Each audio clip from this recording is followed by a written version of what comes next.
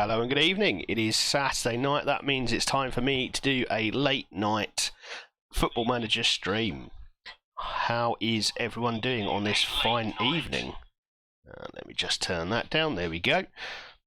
How is your weekend going so far? I've had a bit of a, if I'm honest, I've had a bit of a nothing day so far. Ashwin, good to see you, man. Yeah, I've had a bit of a nothing Saturday. Sat here trying to stitch together two videos. So my last stream broke for reasons. I haven't figured it out yet. OBS just had a moment.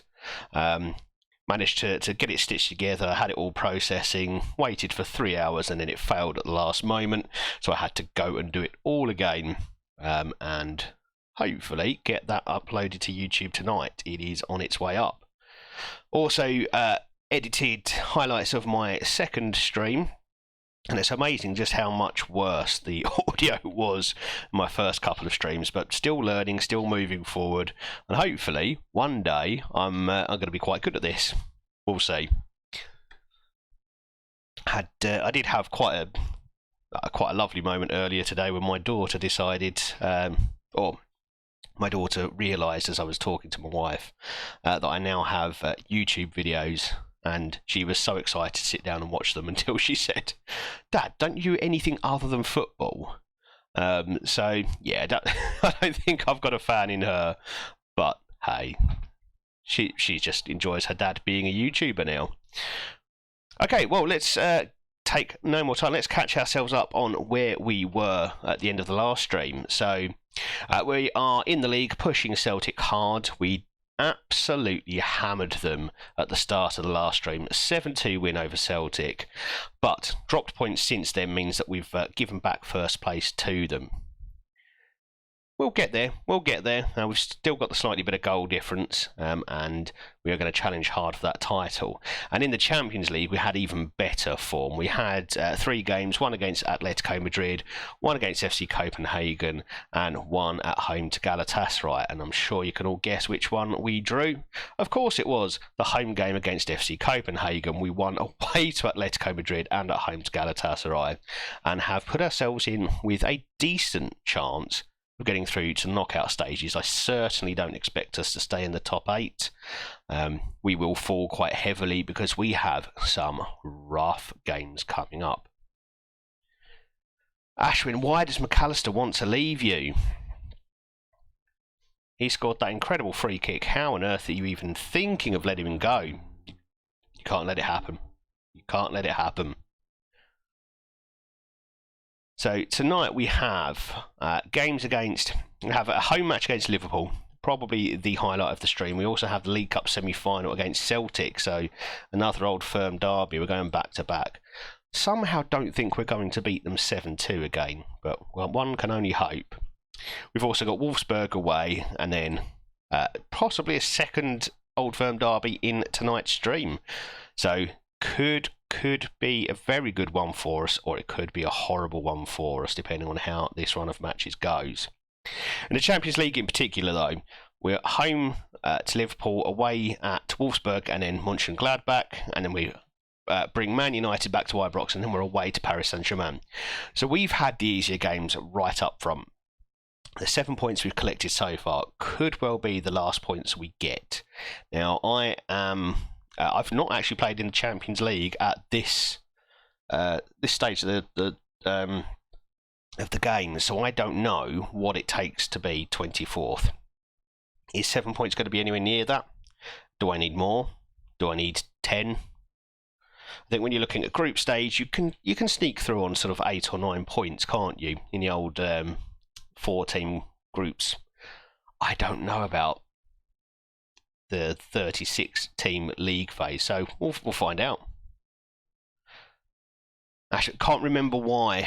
Well, you make sure he stays. He's done well for you, I think. Certainly what I've seen. All right, let's get forward into the next match, shall we? I'm praising Andy Robertson. What did he do? He got 2 assists, I think, didn't he, against Hearts? Yeah, we finished off with a strong match in the Cup quarter final. It wasn't even close. Yes, I know. First to 8th goes to knockouts. And then yeah, we get, if you're in the bottom, sort of middle third of the league, you've got that extra round you have to play. But it's how many points to be 24th? Do you think 8, 9, 10? What's the magic number? If I get one more draw, maybe 2 more draws in my last 5 games, is there a chance I'm going to make it through, or am I going to need more points than that? That's the bit I haven't figured out yet. I'm usually all about the lower league saves.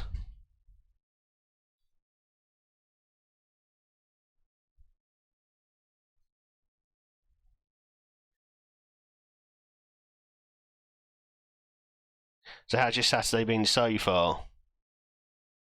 Because I've had a nothing day. I've been sat at the PC trying to edit videos.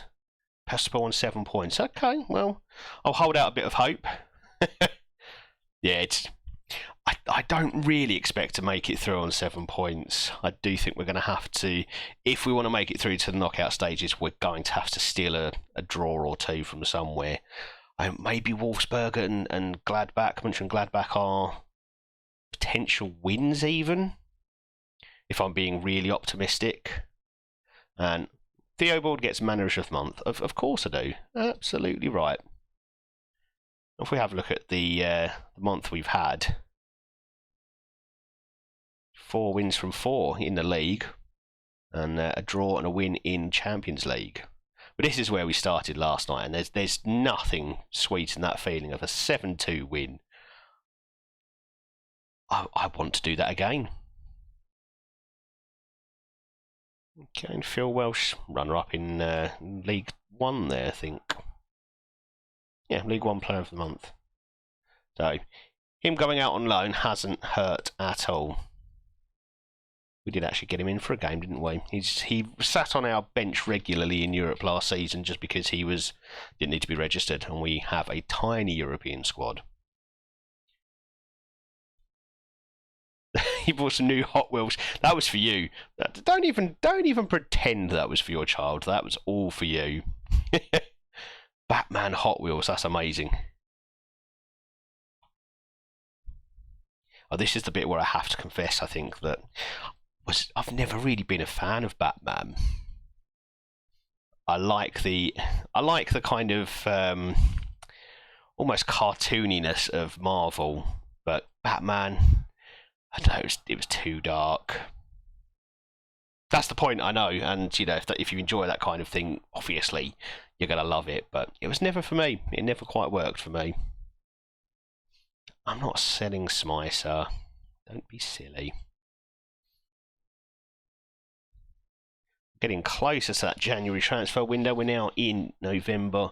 There's not a lot of spences left, even though we've got a decent budget from the Champions League run that we've been on. We'll, yeah. I do think that Smicer could be one potentially who we do replace. If we can get a big enough offer for him, I'm not adverse to selling him, because there's always a chance to go and get someone else in, isn't there? Every time you sell a player, it's an opportunity to bring someone else in. We do also need to start thinking about replacing some of the older boys in the team, so Ryan Yates, Jamie Shackleton. Robertson, of course, we brought in over the summer, but that was more just we had some homegrown in Scotland players in our European squad. But a couple of them could be due for replacement.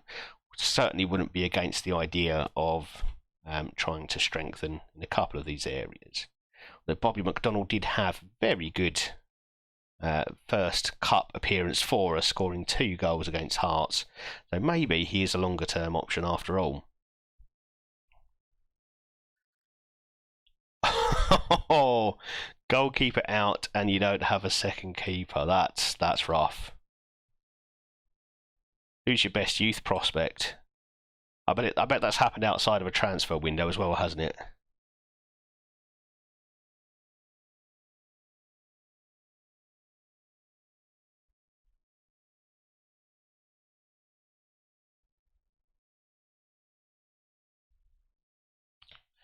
Okay, right, you're unhappy. Presumably because you're not good enough to actually play for me. But you are quick. Maybe I just need to find you some Maybe I just need to find you some games. Right, let's see if we can sweet talk him a little bit here. Gavin Bazunu, that's a name I know. Been quite a handy option for me in another save that I've not played in a little while actually. Unpayable.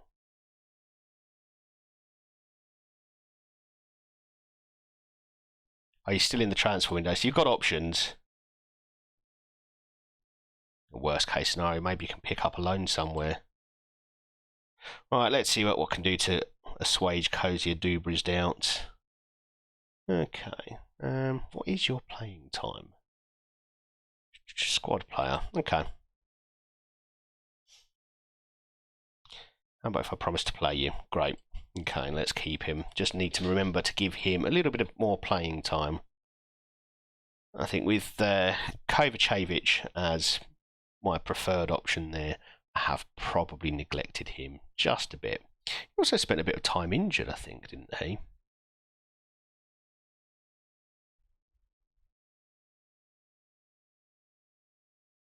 No, I've just made that up. He spent a little bit of last season injured. Okay. Cozy Adubri wants some playing. Who is Everton's goalkeeper? Pickford, yeah. Certainly at some stages of the game, he can be available fairly cheaply. 666k. I'm sure that's not an omen for anything.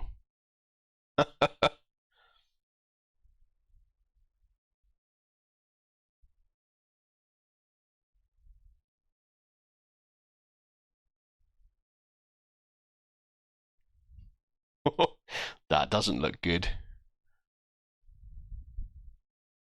Oh, no way. No way.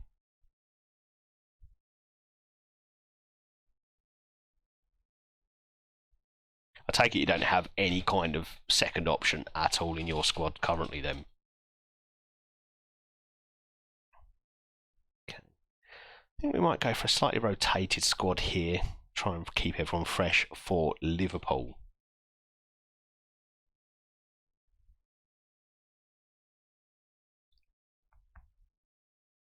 Give Dane Murray a rare start alongside Mikkel Mikkelsen. He's old enough, yeah. So we've got a bit of experience and a youngster.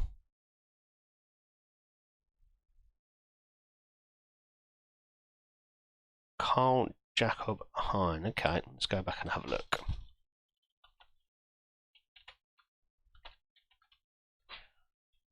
Now, I'm probably not going to have any. Well, I've got a bit of knowledge of him.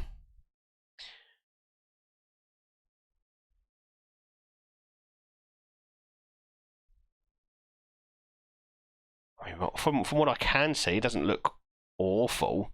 How long is Ramsdale out for?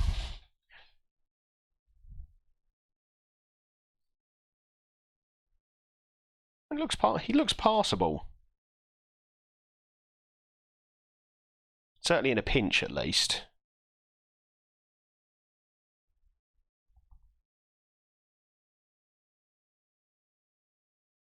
Right, let's see if we'll give Yilmaz a chance to recover his form, but it's not been great recently. 11 days. Yeah, I reckon Hein can make. I reckon he can do okay for a couple of games in that time.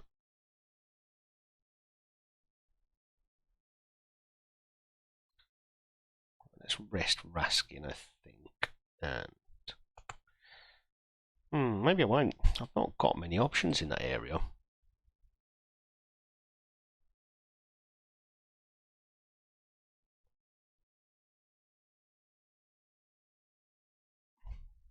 West Ham 8th in the Championship.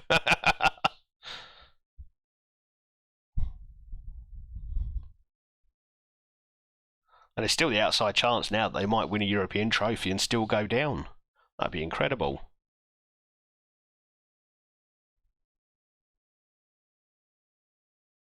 Because if you win the Conference League, does that give you automatic entry to the Europa League the next season? Imagine that being in the Championship and in the Europa League. Bad enough having to play 46 games in the league, let alone chucking in cup competitions on top of that and European competitions. Chaibi another run out in the box-to-box role, and no, we won't give Shackleton that.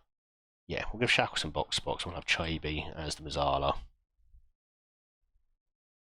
I know if you win the Europa League, don't you? You go up into the Champions League for the following season. Right, we've already said we need to start Cozier Dubry, so we will. Tyrese Campbell would probably appreciate a run out as well. I think we'll start. Yeah, let's start like that and we'll see how things go.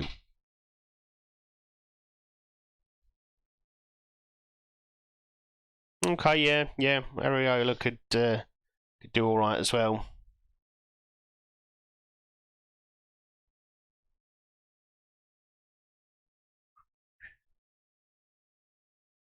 It's my right back cover. Yes, Piatkowski is. So let's bring in a centre back on the bench. Midfield. No, let's have a sensible midfield. We might still need to go and chase this game. I just don't have the big squad, do I? We'll do that, and yeah, Yates. Not much option on the wing there. Into. Okay, we'll go with that.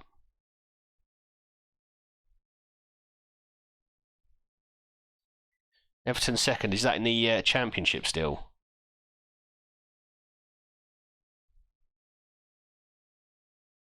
Or have Everton managed to survive?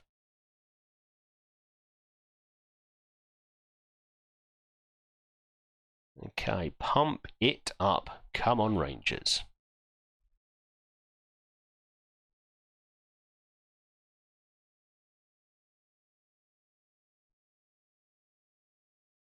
Lewis H90, thank you incredibly for the raid. That's very good of you indeed. Welcome everyone. Those of you who are new to the stream, which I would imagine will be most of you, I'm Adwin84. Still fairly new at this streaming stuff and finding my feet as we go along. So you're more than welcome to stay and chat with us. And as you're here, let me give you a shout out to the man making all the noise in my chat so far, PMD Adaptable. Oh, should really put your name in there as well, shouldn't I? Who is a fellow streamer and a very good one at that. So welcome everyone. We're playing as Rangers, so we started as an unemployed manager, no coaching badges, the usual deal. And well, we've worked our way up. We started in the second division in Sweden with Angered, won the second division title before we moved to Oasters, and we kept on moving up. That does does actually refer to my Twitch channel, doesn't it? I think just after the stream I'll be going back into the Stream Elements command chats and just making sure, chat commands rather, and making sure I've got that right, because that shouldn't be me. I did use the template, I promise.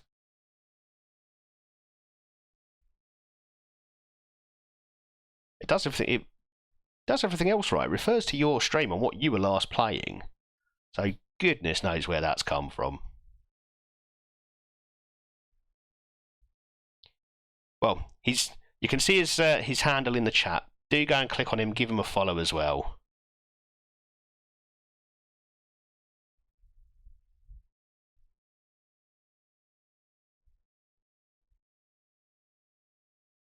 And I'm fairly certain, Ashwin, that's exactly what I've got in my chat commands, but I will go and double check that, I think. In the meantime, we're trying to score goals. I say trying, we're not trying very hard at the moment, are we?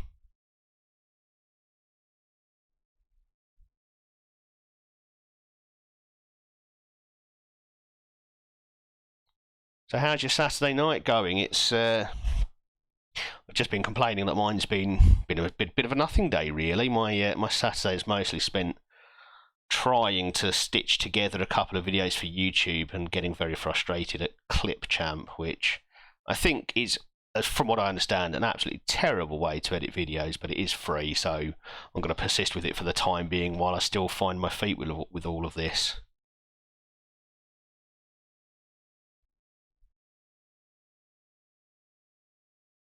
Let's see what we've got available. Mickelson now. Shackleton, we're holding on to the ball nicely. No cutting edge as yet. We are playing a very rotated squad for this match because the big one is just over the hill, and Shaibi manages to head that one in, and we are comfortably 2-0 up now. Yeah, so we've got the big match coming up soon. It is Liverpool in the Champions League. We've got them at Ibrox, so we're holding out just that tiny bit of hope that we might get some kind of result from them. But we've got Man United and Paris Saint-Germain in later Champions League group stage matches, and it feels like it's going to take quite some effort for us to qualify. Now, I think I've switched it over just too late, but I think I saw us top of the league there. We may, at the moment, be overhauling Celtic. Celtic, who we absolutely smashed at the start of the last stream, 7-2 win against them, which was very enjoyable. We did just drop some points in a couple of draws afterwards, though, to let them back up to the top. But they don't seem to be winning so far today. Ashwin, you're Arsenal when you're trying not to lose the Premier League to Spurs. Oof. You must have one of those dodgy copies of FM23 that makes Spurs good then.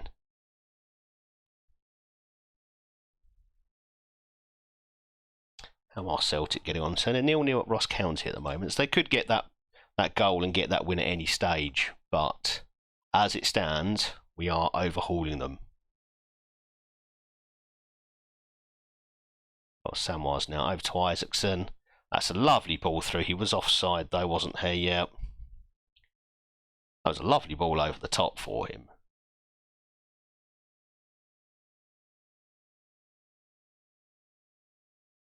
Can we defend this solidly?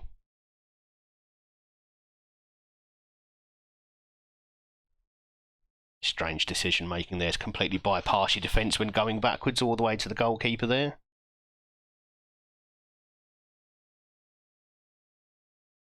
And we look very short on numbers at the back, and that's an incredible save from Smicer. I've definitely criticised a few things about him in the last few games, but that was very good indeed.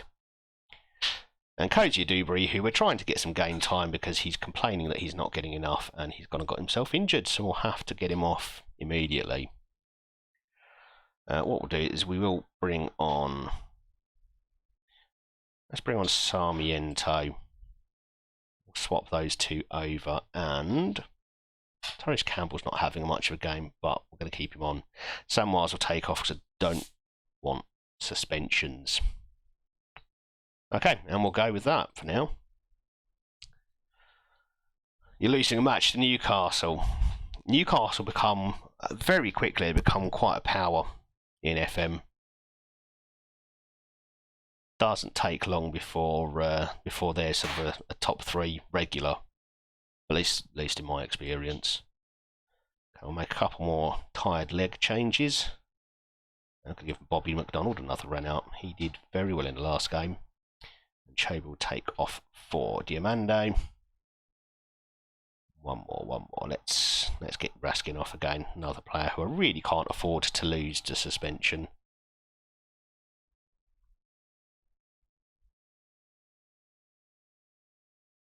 So Ashwin, were you saying you are losing that, or you're just expecting it? And Diamande with a lovely free kick there.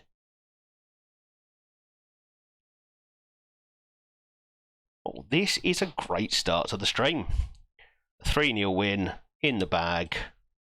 Unless, of course, we fancy adding another one. Let's hope we can take that momentum into the Liverpool game.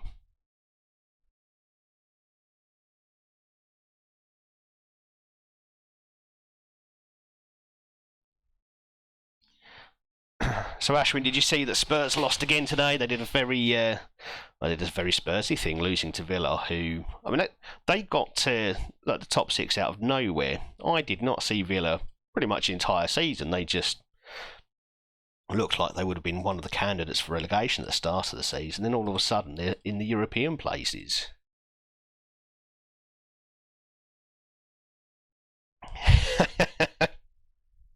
Hein in goal.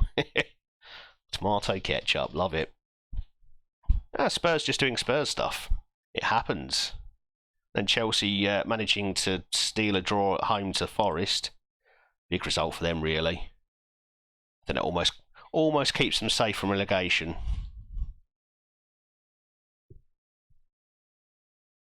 London football's really gone downhill this year. So you've still got Fulham and Arsenal flying the flags.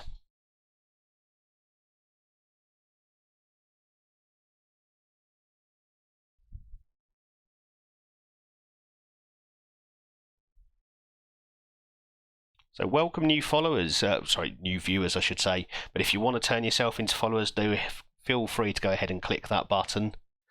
We are starting out small, we're at 19 at the moment. Target for us over the next week or two is to get to 30, so if you fancy giving me a charity follow, I will take it gladly. If not, feel free to just come and lurk. What's the score, Ashwin?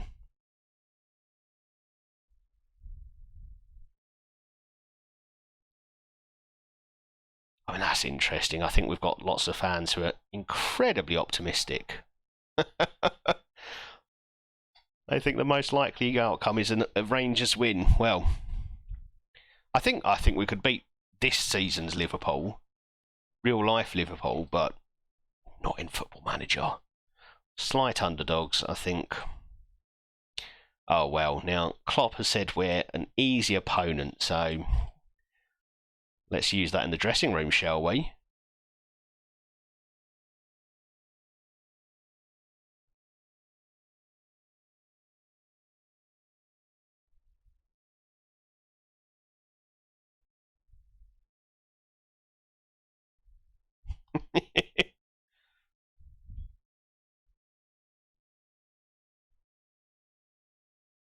Jack Grealish at Arsenal was always going to amuse me there. Okay, right, Julius Beck, what are you unhappy about? You're one of the ones who I wanted to really sell.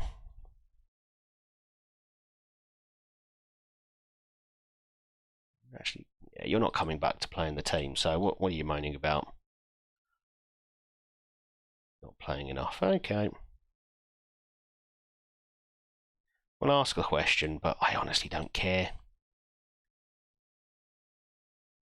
I've only sent him out on loan so that he doesn't upset my my first team by getting unhappy about a lack of playing time. Oh, you're pissing it, Ashwin. It's easy. Right, Yilmaz did 19 months. Let's not get silly about the fact he's got 19 months left on his contract. This is Scotland, for goodness sake. And Grealish scores. There you go. And you got him for quite a cut price deal as well, didn't you? 65 million, I think you said. That's not too shabby at all. Nearly just submitted a team that couldn't play. Right. This is it, the big one. We'll go with Smicer in goal. I think, yeah, Lewis Payne isn't going to make it back, so Samwise will start this one. Centre-back pairing of Piatkowski and Sorensen, as per. And Andy Robertson can start this one. Got to keep him fresh for these kinds of games. He is very much brought in as a Champions League specialist. And playing against his old team, who knows, he might pop up with something for me. We'll go with Yates and Diamande as the midfield pair. Kovacevic isn't fit, so we're going to go with...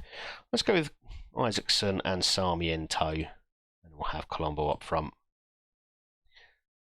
Yeah, so it's almost like he knew what was coming there. Begging for Grealish to have a good game, knowing full well he probably would anyway. Okay, and then the squad is pretty much anyone who I can register.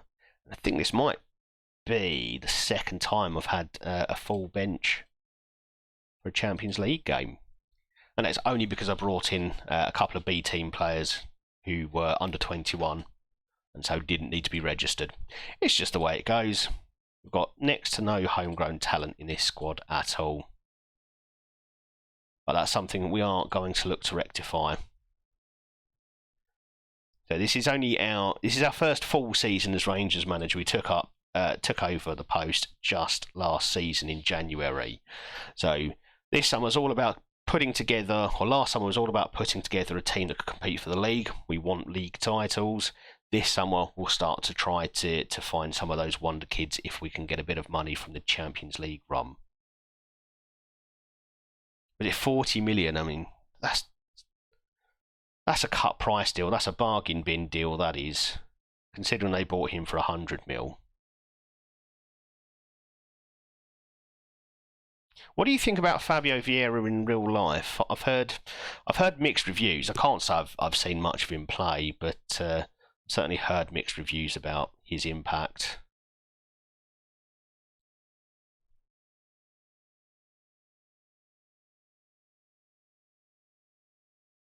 I have very limited information when it comes to Premier League football, being a League Two fan.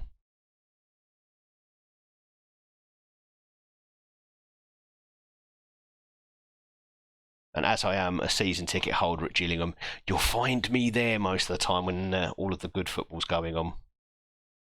I am looking forward to next season. I think we're starting to play better football, and I'm sure I saw someone say on Twitter today that Sky Bet have us as fourth favourites for the league, which I'd be very happy with.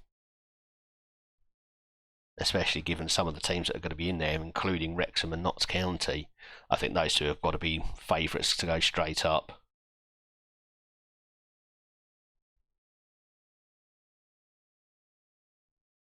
So welcome new viewers. Do feel free to pop in and introduce yourselves in the chat. Come tell me which team you support. As long as it's not Man City, it's fine. I'm kidding.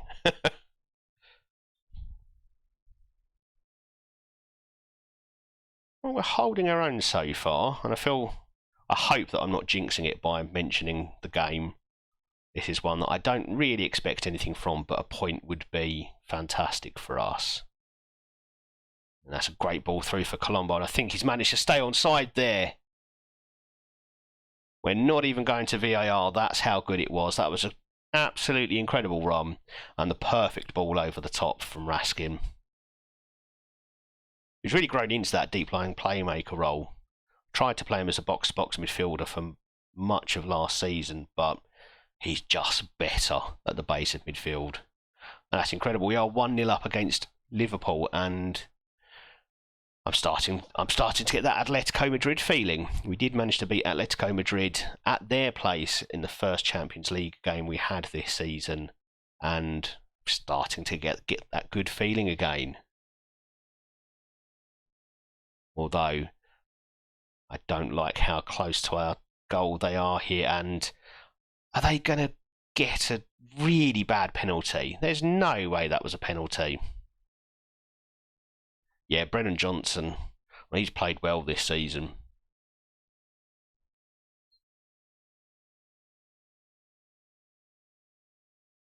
I don't know how well rated he is in FM. Normally not this high up in the leagues. No penalty. Well done, referee. I'm glad to see VAR being used. Perfect decision there. Okay, half time. We're 1-0 up. This is going to take some doing, I think, to keep it going all the way through to the end of the game.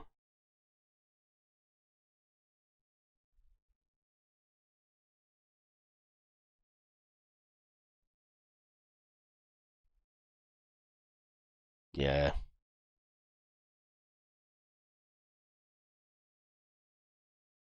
Okay, 65 minutes gone, and we're still 1-0 up. We're probably just going to have to make a couple of changes to freshen up some legs, but we'll wait until we see what happens here. And that's a good ball over for Diomande. Colombo managed to pick up on the ball there, and it's a good save from Alisson.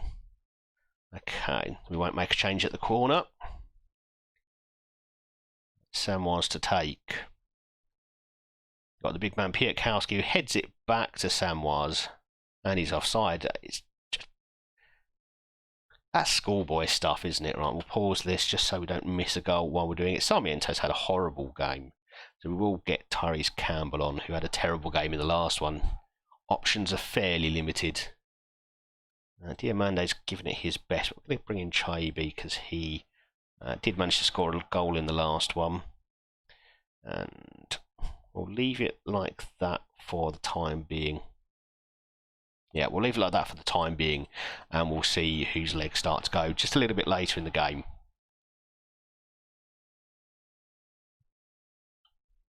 Okay. It's been a tight game, this. There's not a huge amount between the two teams on this showing.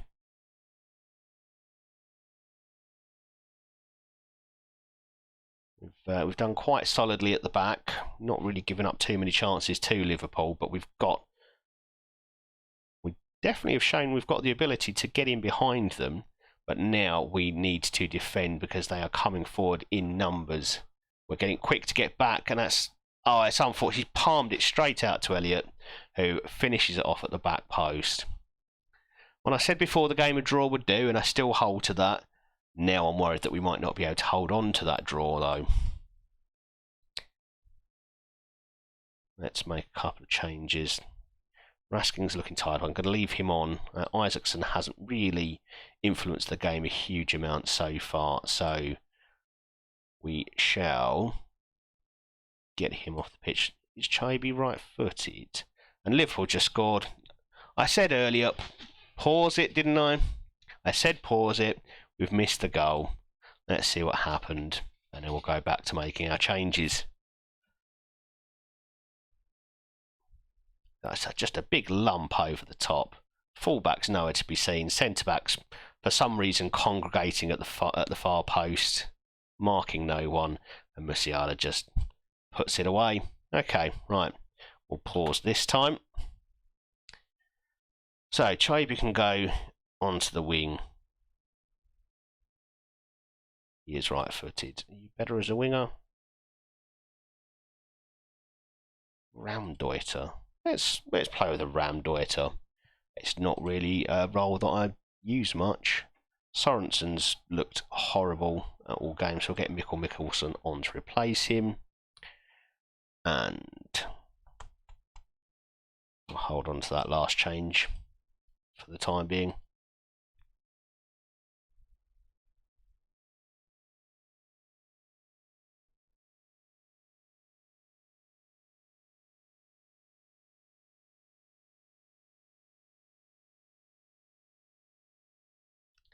I was having some horrible download and upload speeds earlier, and wow, we've just managed to get hold of a second goal from pretty much nothing. And it's been accredited to Yates, but that looked more like an own goal to me. There's Samwise, Isaacson, lovely football in there, and yeah, I mean, I suppose you could possibly say that's going on target, and so Yates deserves it, but without the defender's intervention there, that's never going in. Okay, Raskin is starting to really look exhausted. He is also having an absolutely cracking match. Right. We're going to get him off, and we are going to give Bobby McDonald another run out.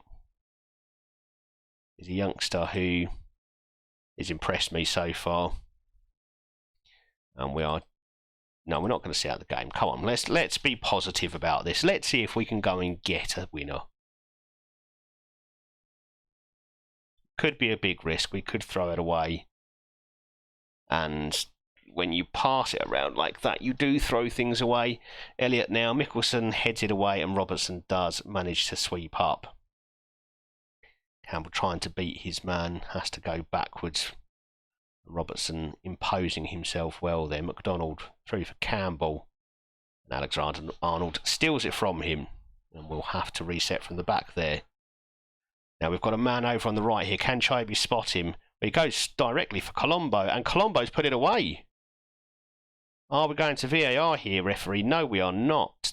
This we're on the cusp of a great result here. We are now going to waste as much time as humanly possible in this game. That's a fantastic goal.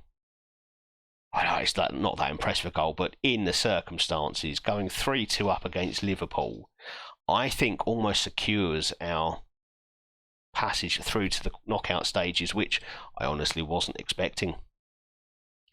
When I first saw that list of fixtures, I thought we'd pick up probably 6 points.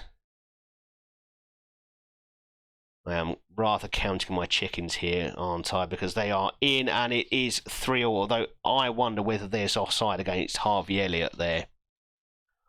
VAR's going to take a look at this one, and it did as well at the start of the game with that dodgy penalty decision, and it is disallowed. See, maybe I do have a career as a linesman. Yeah, I mean, it's clear, isn't it? His left ear was very offside there.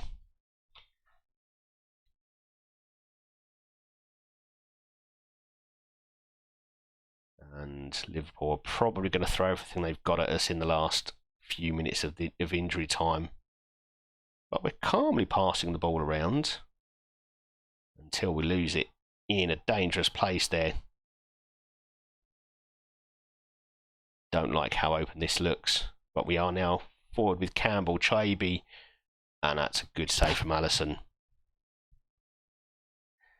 And they're very quick to get that ball back out, and we are in massive trouble here as Elliott is onside this time. And we're saved by the woodwork. My goodness. Well, I don't quite know how we've managed that, but we've got a win against Liverpool. It was fairly even. We slightly outdid them on XG. Not sure where 5 goals came from in this game. But, you know, sometimes it happens like that. An even game, we've just about pipped them. Quite glad we had that one at home. You're going to see if you can get Johnson on loan then. I was just saying, I was trying to say before we started scoring goals and everything, had some horrible upload and download speeds earlier. My internet just seemed to go to pot.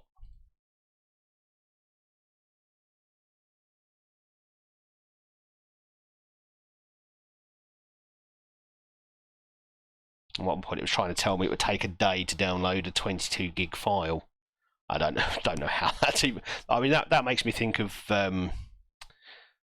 days when I had a dial-up modem.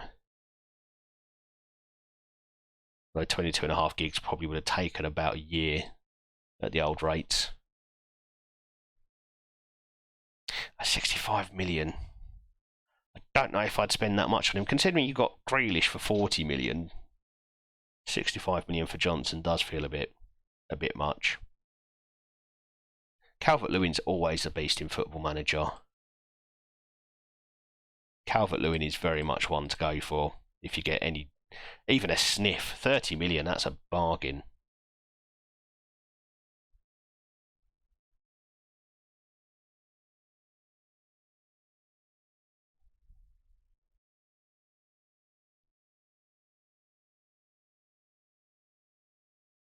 Okay, Dundee FC.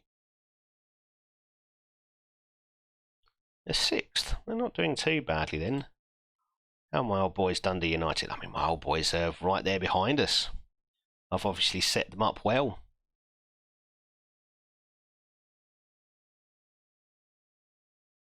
And they made many changes. Yeah, fair number actually, although much of that attacking line is mine. George Hall was mine. Aguilar wouldn't be who he is without my intervention there. He, when we bought him, he was just a left winger, but I immediately saw the potential for him to be an inside forward on the right, just because he's left-footed, and I wanted a right winger. That's all. And he's gone from strength to strength. 12 goal contributions so far in just 10 games in the league. He's potentially one I might try to look to bring to Rangers. I think he's got the ability. It's just we don't have a huge transfer budget at the moment. We're only given £7 million in the summer. So we couldn't do a massive amount.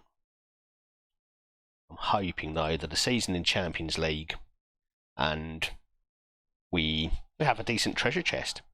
If not, we'll start looking to Spain, Italy, Germany, France for a big time job, something with lots of money that allows us to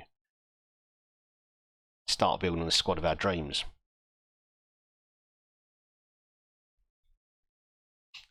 £22 million for Ousmane Dembele. I remember when he was pretty much untouchable. Couldn't get hold of him for love nor money.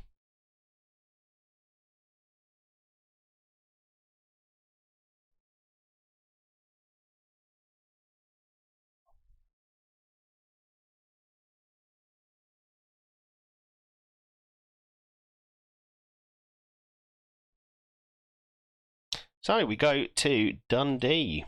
Well, actually, we're at Ibrox for Dundee. Dundee are coming to us.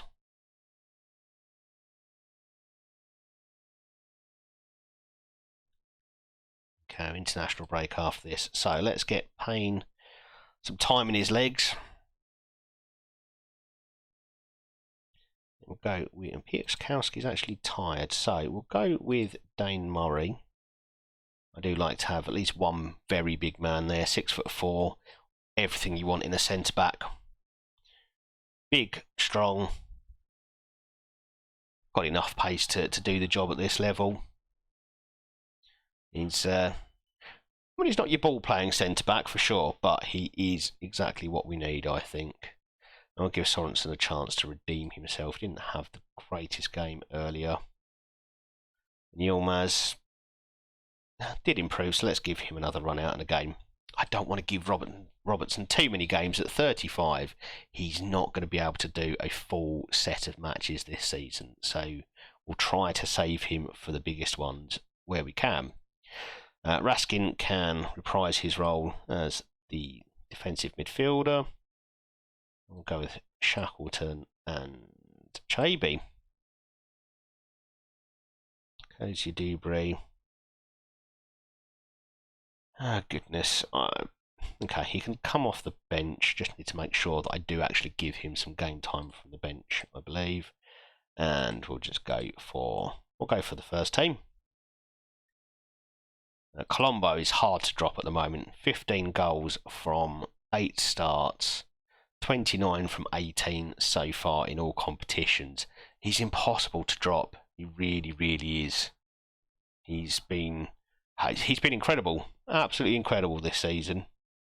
When I first joined Rangers, it took him, I think, about 5 or 6 games to score his first goal for me, and I did wonder whether he was ever going to be a goal scorer. I was a bit wrong to doubt him. He's been absolutely fantastic. So we will go with those three. We'll give Diomande and Mikkelsen a place on the bench. And Ross or Dean Martin.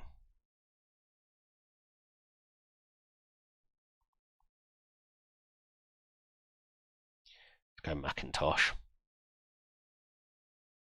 So did you buy Dembele, Ashwin? How old is he at this stage? Probably must have a few years left in him. Actually, you're only sort of second or third season, aren't you? You've got plenty of time.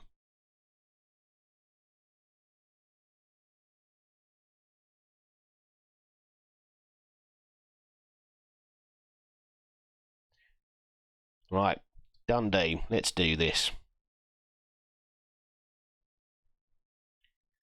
It looks like we did manage to steal the top spot from Rangers after all. From Rangers, we are Rangers. From Celtic, come on, Adam. Pay attention. I know it's late, but you can still read.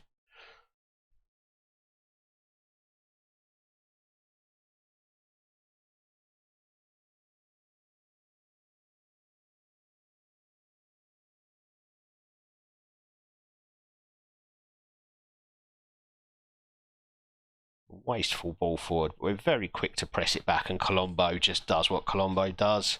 Lorenzo Colombo has been outstanding. Genuinely think I love that man.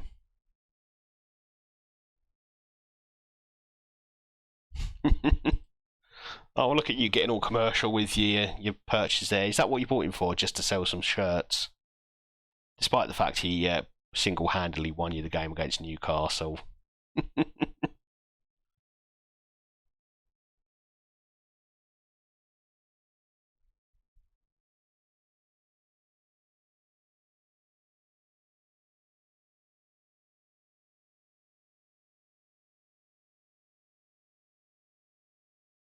And it's a second. Oh, he's so good.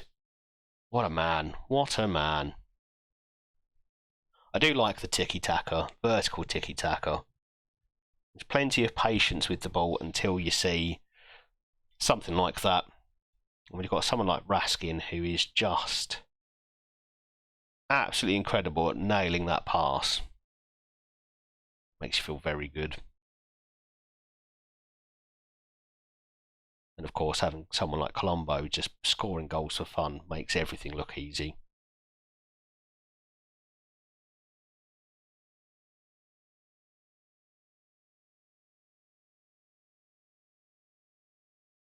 It's here, it's the patience until something opens up with a good run there from Payne. Campbell's a million miles offside. We won't even celebrate that one. Just get back into position, lads. Yeah, we don't even need VAR for that.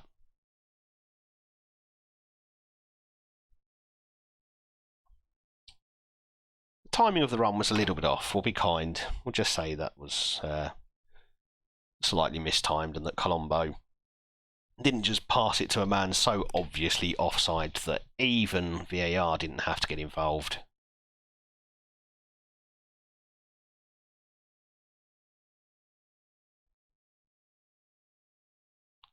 And this is the weakness of playing wing backs in both full back positions. Give up space down the sides. It's something I'm happy to trade off. I know it's going to happen because I like to attack and I like to have double up on the wings with wingers playing well inside forwards and wingers overlapping, wing backs overlapping. But it does mean that on the break you are sometimes quite vulnerable. But 2-0 up, that's a good first 45. We continue our blessed start to this season, still unbeaten. We've won 2 huge games against Atletico Madrid and Liverpool now in the Champions League. We are, well, we're blessed.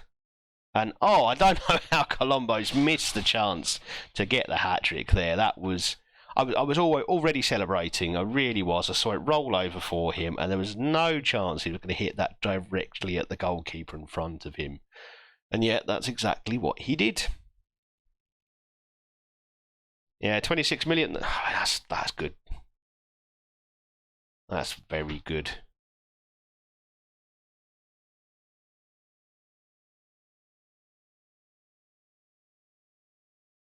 And Colombo is there to complete that. No, he's not. It's a good save in the end, I think. It looks like the goalkeeper managed to somehow palm that up over the crossbar. I've got to stop celebrating the goals before they're scored. And Payne is injured. It probably did bring him back into the squad a little bit too early. But hopefully he'll be able to recover over the international break and we'll get Raskin off. There's no need to risk him at all. Okay.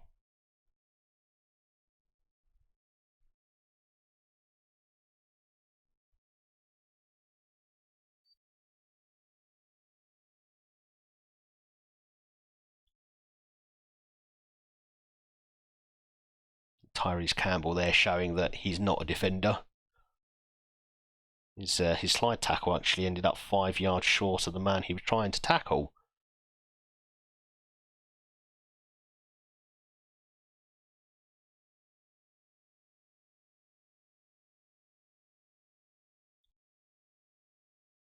Yeah, I was talking to my friend about this last night. Now that you're in a good position, everyone wants to join Arsenal. Apparently, they were saying that Rice looks like he is favourite to join Arsenal. And sometimes these things do come through, do turn out to be true, but there's just as much chance it's nonsense.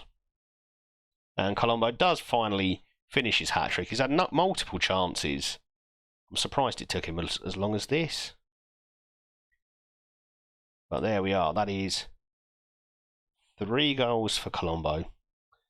We're going to leave him on, see if we can grab a few more. He scored 5 in a game against Celtic, so let's see if we can break another record.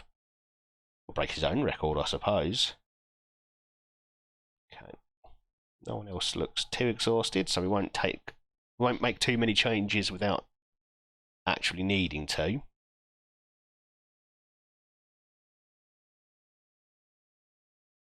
And just a little reminder there for the players to keep awake.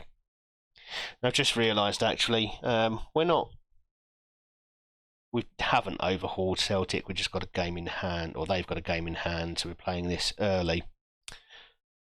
So, good chance they'll overhaul us soon. Let's put Shackleton back there, and we'll bring on Diomande. Swap those 2 around, and let's bring Cozy Dubry on, otherwise he'll throw a hissy fit, won't he? And we've missed a goal again. I'm getting good at this. I really am.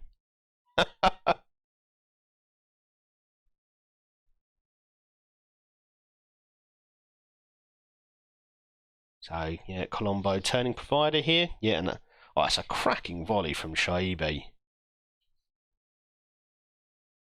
An incredibly good signing. We got him for free in the summer, and wasn't really on my radar until Celtic put an offer in for him. And I thought, if Celtic want him, then he's got to be of a quality that would do him in our squad. And he has. He's made some rather good contributions at key times. Not that that was key, but it was just very, very skillful.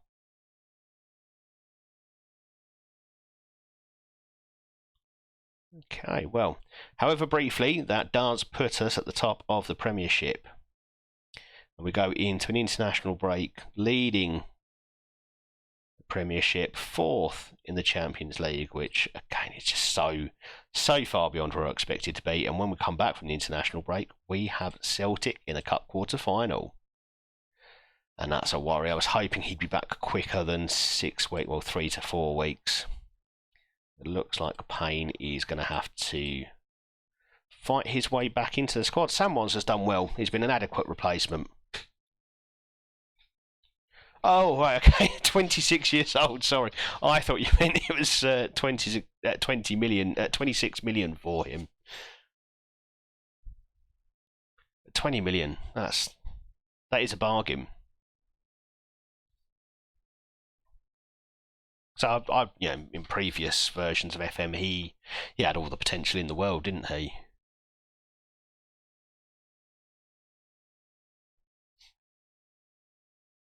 And he's probably worth 20 million just for his pace alone.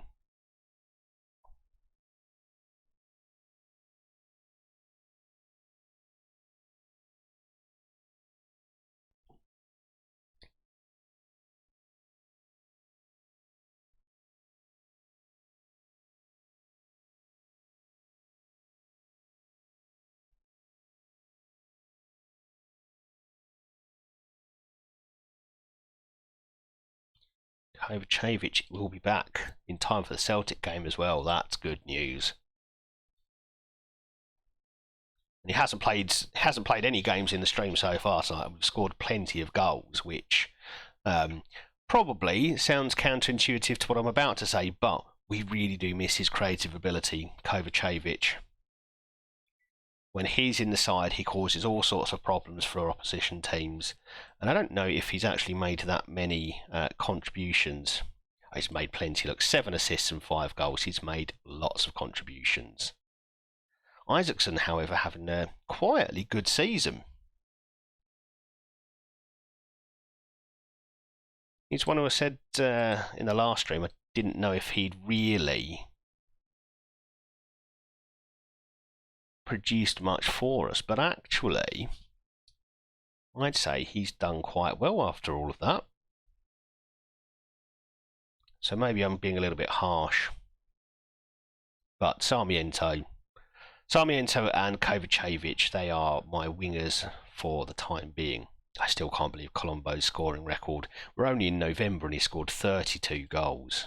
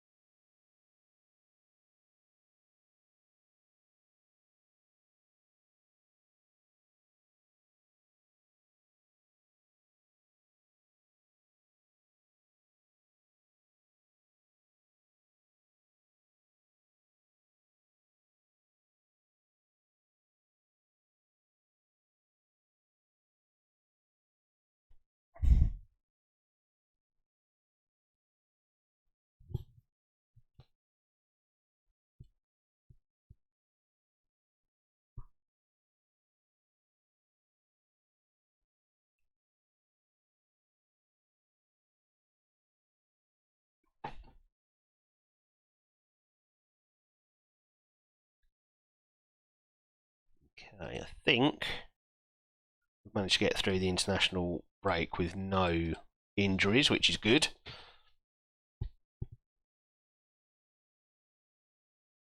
With the League Cup semi-final on the horizon, in a competition that my board want me to win, they have asked me to win both the League Cup and the Scottish Cup, so plenty of pressure. We've hopefully got a full squad.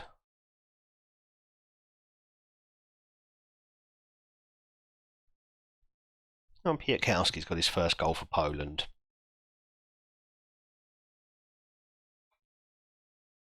That's lovely stuff.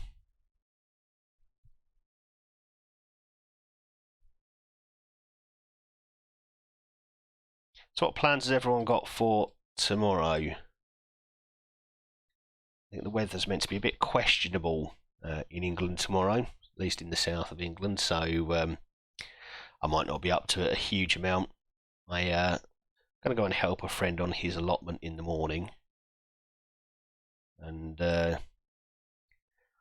just see what entertainment the kids fancy. If the weather stays dry enough, I might take them to the park, but that's the questionable bit. It's quite strange to be in the middle of May and still have fairly cold days and plenty of grey and wet ones.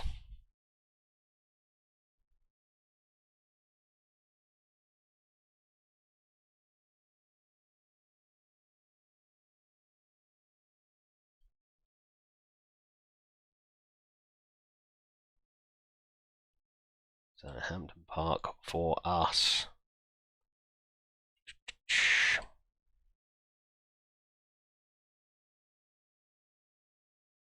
Henrik Larsson has tried to start a war of words with me in the past.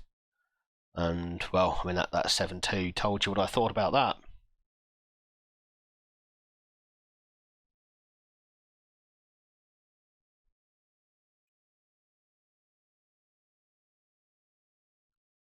Okay. So it looks like we're getting through to that game without any injuries from the international break, which is a blessed relief. We don't have that many major internationals, but we've got enough that could make our season difficult.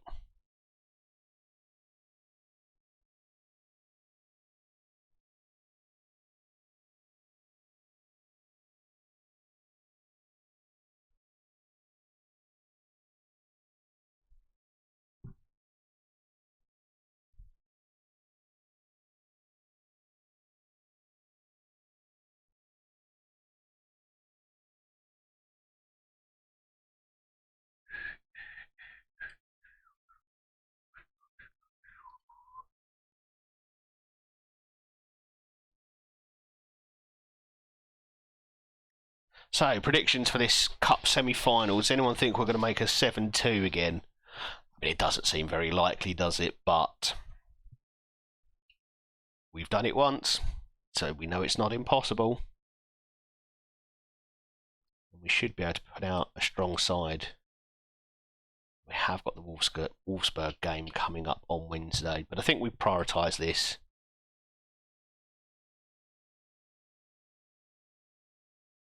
This is a slightly rotated squad, so let's clear that and get some first choice players in there. Payne is out for still another 11 days, so Samwise obviously starts. Piatkowski is actually just a little bit tired, so we're going to go with Mikkelsen and Sorensen as our centre-back pairing, and Andrew Robertson can come in as it is a big game. Might have to play 2 games this week with Wolfsburg coming up. If he's able to at 35, it gets less and less likely that he'll be able to play 2 games in a week. But we'll try. We're going to need to squeeze every last match out of him that he's got. He's done very well for us. Yeah, Chaby is going to keep his place in the squad, I think. And we'll give Kozia Dubry a start. I am bowing to player pressure a little bit there, but mostly because I don't have many other options on the wing at the moment. Not a huge amount of money to go out and buy someone who can come in and play that role.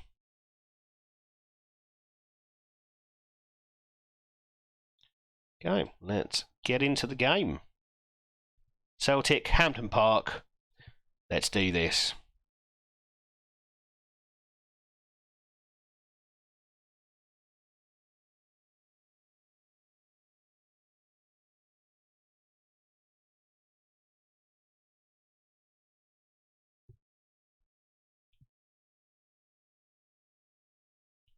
So, standard 4-4-2 from Celtic. Seen that all season.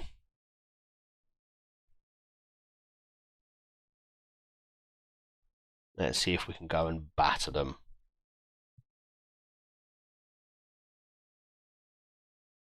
Kalimuendo starting up front for Celtic was, oh well, I'll come back to that thought in a second. Losing Raskin is the last thing I wanted. And let's see if Shackleton can do the job there. So as I was saying, Kalimuendo, when I first joined in Scotland with Dundee United, he was a complete pain. Scored against me pretty much every time we played Celtic, and was becoming something of a bogey player. In the last game, we kept him very quiet indeed. I mean, we kept Celtic quiet as a whole. They did score 2 goals, but only because I think at that point we were just we'd taken our foot off the pedal a little bit. Abuadu's offside there. Well done, linesman. Spotted that well.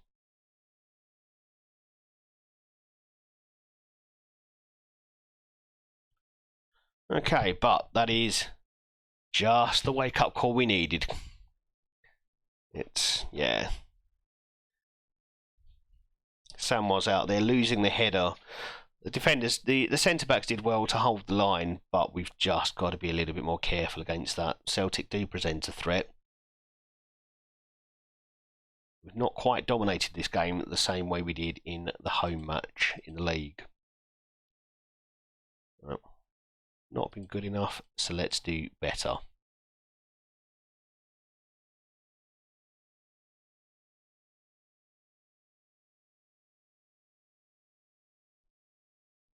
So no one's really playing particularly well. Sarmiento's been very quiet indeed. Hasn't really managed to influence the game a great deal, so may change him over for Kovacevic actually.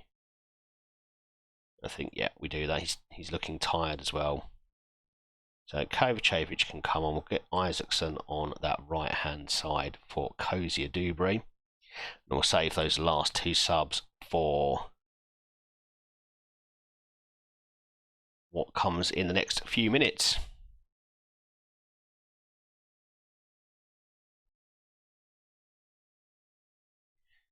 Yeah, thankfully we've managed to keep Wadu quite quiet in our couple of games against Celtic, but he does look a handful.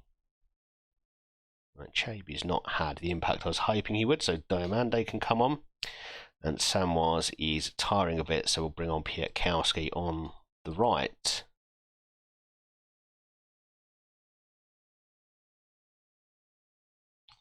I'm going to encourage them, but I hope we're not going to extra time here.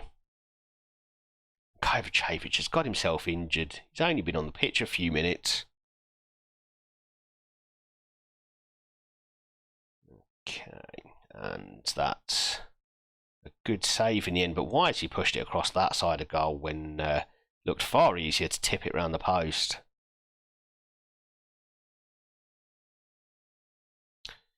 Okay, we are going to extra time. Alright, we're going to shout at them a bit, I think.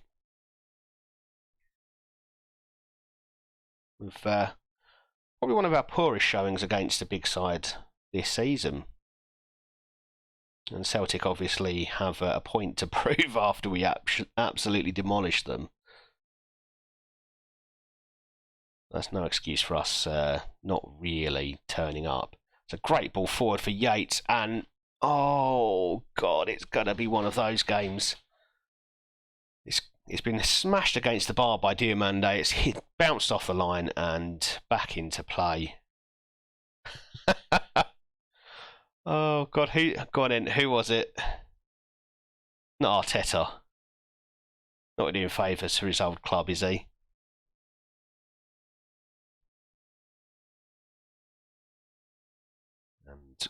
we are taking it to them a bit in this this first period of extra time. We're just not applying the finish.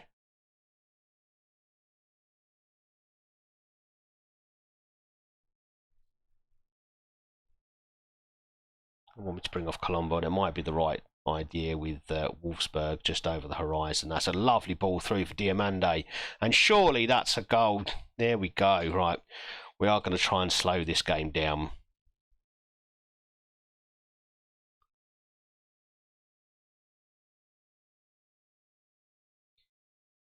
Ah, that's unbelievable. There must be some sort of cheat code you're using to make Man City sell you their players. Right, we are...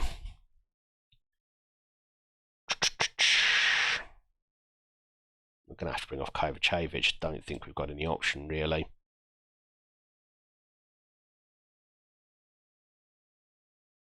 I would prefer to bring Colombo off, but I think injury beats tiredness.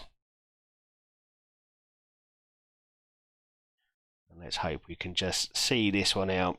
Going to have a lot of tired legs against Wolfsburg, and Celtic with a quite late highlight here, but it's headed away well. Ball comes back in. That's an interesting diving header in our box, and the ball rattles off the crossbar there. And this is tight, but it looks like we have made it through to the final. Well, that was nervy. That was very nervy, and it went far too long, that game. An XG of 3. We really should have finished this off. It looked like we had multiple chances to get that goal, but unfortunately we just didn't do it until very late on.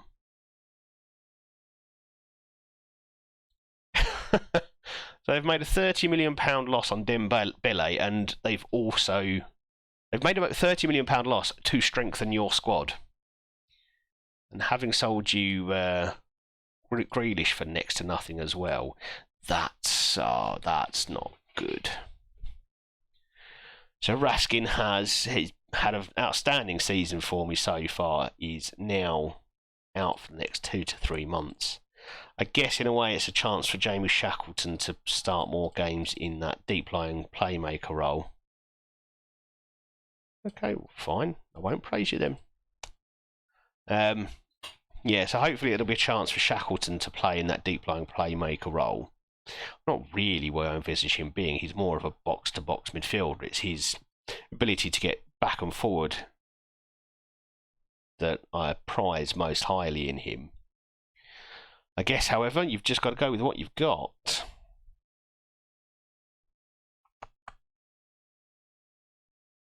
I mean, Sorensen can also play in that role. No, I do value his defensive abilities. 6'4" as well. So he's very much a centre-back for me. Mikkelsen has played in midfield a couple of times for me. Not quite as technically able as Sorensen.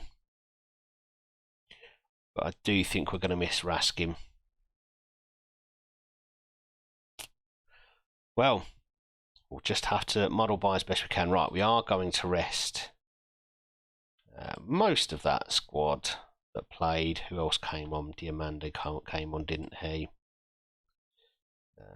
Pietkowski did, Shackleton did, Isaacson did, and Campbell did. They're all going to have a rest so that hopefully some of them will be fit for the Wolfsburg game. Your next opponent's Man City.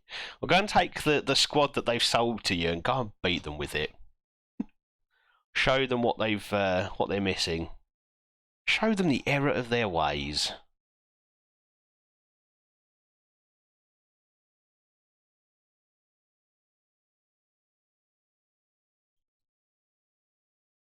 So we're up against Wolfsburg next. We're 27th in the Champions League, so perhaps I should be just a little bit more confident about our ability to beat them. But for the most part, you don't make it through to the Champions League if you're not a very good team, and they're currently first in the Bundesliga. So they're in decent form, they're in decent nick.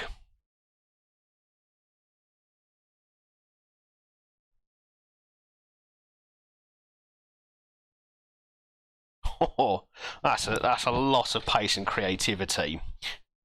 The only thing I'd question in that is who's your goal scorer? Martinelli, I suppose?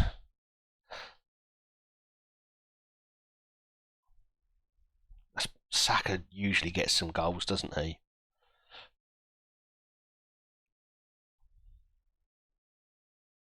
But that should hurt them big time. And with any luck, FM's love of having former players score against old clubs should mean that Dembele and Grealish both pop up with some goals.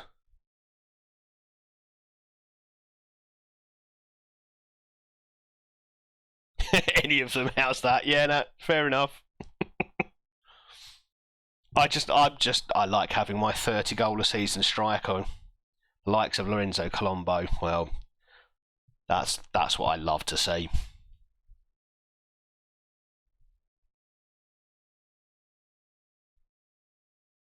Well, go and smash them. Well, let me know if it ends up being a 0-0 draw. Okay, board and fans expect a draw here, and I think I'll be quite happy with a draw. There are no easy games in the Champions League, and going away to the team that's leading the Bundesliga, that's never going to be easy.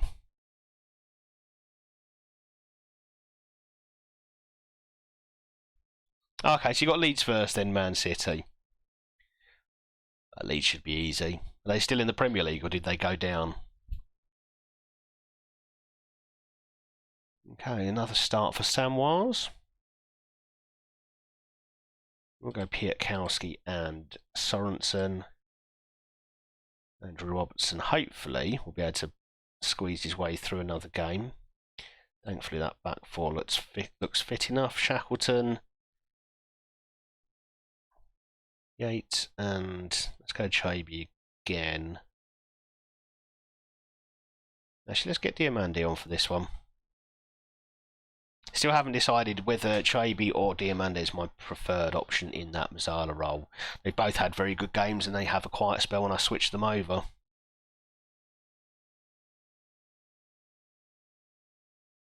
Grealish, Jesus, Martinelli, Dembele. I mean, that's a frightening front four.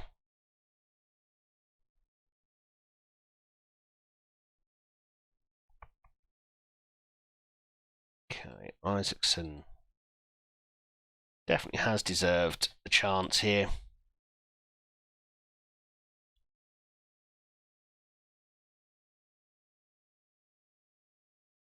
Oh, it looks like they're all fit enough to play, which I'm quite surprised going Sunday, Wednesday, and especially with the added on time. There. Wrong player. Scott Cowie. Okay, that's our team, yes. Only 10 subs because we're back to that stage.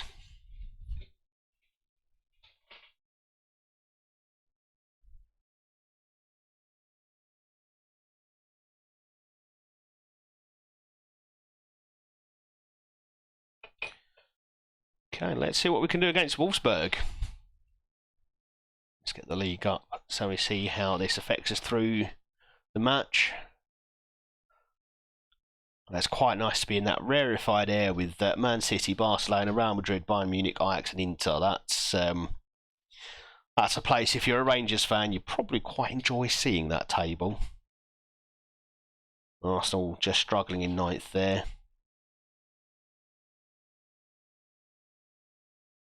Again, as an Arsenal fan, you'd probably just love to see your team in the Champions League again, wouldn't you? Oh, that's poor control from Samoas, poor decision making, and En-Nesyri has just smashed that into the top corner. It's a lovely finish. I just wish it hadn't been against us. Grealish looks like he's been an absolute beast for you so far. 3 goals and 5 assists is just an insane record.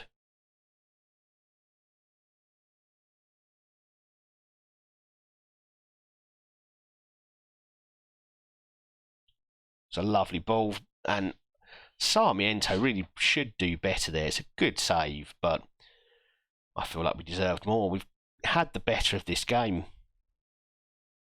Let's give them some encouragement. As things stand, we drop out of the top 8 for the first time in this Champions League group phase. And, of course, it's a penalty.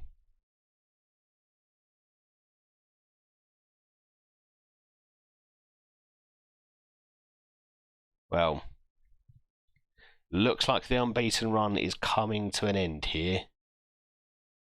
We're about to go 2-0 down to Wolfsburg, and Smyce is close to saving that penalty, but it is now 2-0, and we've probably just had slightly the better of the half so far. But it doesn't show on the scoreline, and that's where it matters. Right, let's see if we can do a bit better in this second half. I feel we've got it in the team. We've showed it really in everywhere but scoring the goals. So let's give them encouragement and hope we can keep their spirits up. Time for changes though. Isaacson can come off. He's not really shown anything so far. Shackleton also hasn't really played that role the way I'd like him to. Chaby, that's interesting. I hadn't thought of playing him there. He's something of an all-rounder, but we'll give him a go. Samwise, yeah, he unfortunately is responsible for that first goal we conceded. Let's bring on Dane Murray, just someone big, and see if we can make set pieces work for us.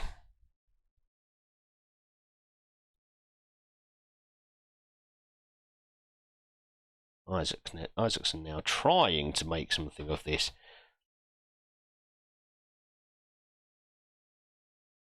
What have we got here? Is that a red? That was in from behind. It is a red. This is Football Manager's doing that thing to me where it now puts them down to 10 men and makes it look like they beat me with 10 men. Even though it's come after they scored all their goals.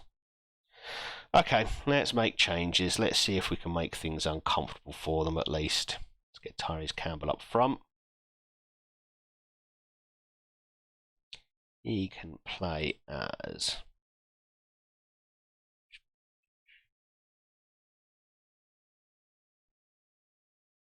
No, Colombo's the goal scorer. He should play as the advance forward. Tyrese Campbell can do the deep lying role. Diamandi's not offered much. We'll get Bobby McDonald on because I just like that kid. Sarmiento 4. Let's get Robertson up. He can play as a winger on the left. And then Yilmaz can come in and do the job at left back. Alright, let's see what we can do here. Can we get 2 goals back in this short 10-minute period where it looks like we're throwing bodies forward but we're just not creating enough, and we're going to see this out. So that's a really disappointing finish. We absolutely were the better of the side. I mean, they went down to 9 men and we just did nothing. Absolutely nothing. Okay, no, we're not going nice on them. We're going to thrash arms at this. That's a horrendous result. We gave Wolfsburg 2 goals there through our own carelessness. And then didn't take any of our chances, didn't create enough. Just a poor performance overall.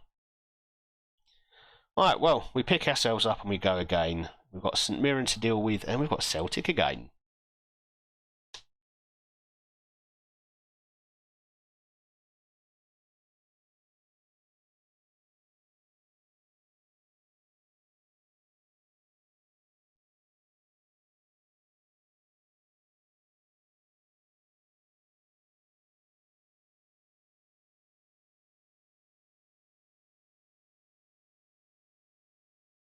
We have only got Robertson on a single-year deal.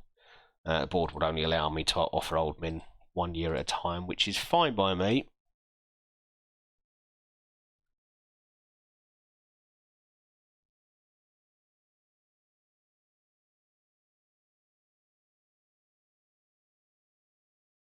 Hopefully the stream is looking a little bit more stable, Neil.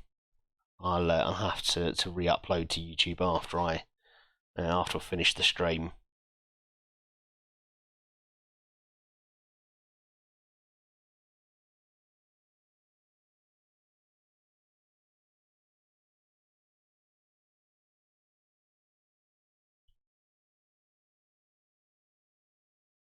I've also got my second stream highlight video to go up as well. I did manage to finish editing that just before coming on tonight in the end. I had all sorts of problems with uploads, downloads, and video editing software. I am just using Microsoft Clipchamp because it's free and easy for a computer idiot such as myself to understand. I know I'm fully aware that there are far better editors out there, things that are far more powerful and far easier to use, but I'm finding my feet with it all.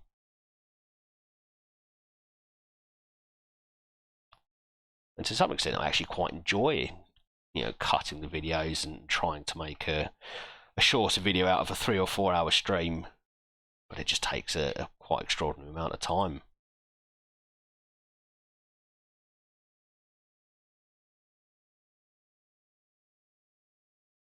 And something I've seen that's been suggested to me before is that what I should do is make videos specifically for YouTube, and kind of help that try and bring people over to Twitch, which is a great idea, but the fact that I've only got one subscriber on YouTube who just happens to be my 11-year-old son, I'm not sure that's the right way around for me. It feels like maybe I need to encourage people who see me on Twitch to go and check out the YouTube videos and see if we can get a little bit of a loop going there. But either way, even if none of this ever really takes off, it's a chance for me just to sit and play Football Manager, which is what I would be doing, and chatting away. And Ashwin, having you here always makes my streams go quicker.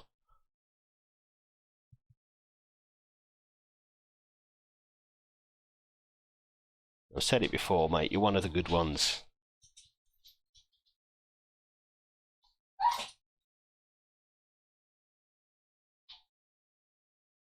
Okay, so what do we got up next? So St Mirren, then Celtic. Celtic is obviously the bigger of the two, so we'll try and rotate the team a little bit, but options are fairly thin. Dane Murray can start this. We get Dane Murray from St Mirren. We did, so yeah, he can definitely start this one.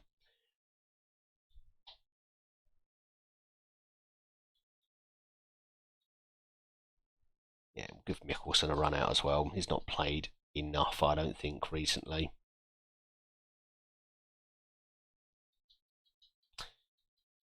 He's getting. I'm going to give him the ball-playing defender role. He is getting slightly better from a technical perspective, so I think I need to give him a chance to play that role properly.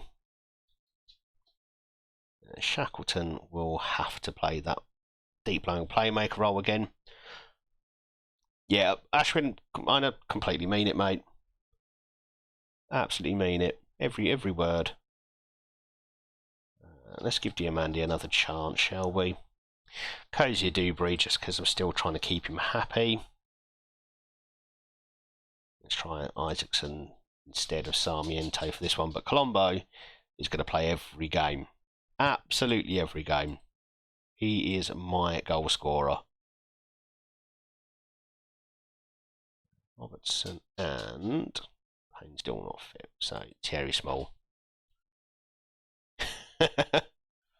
Why are Spurs out of the race? What have you done to them?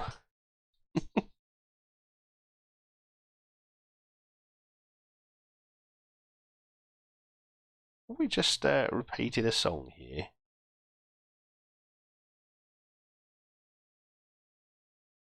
Just find where we are in the playlist so far.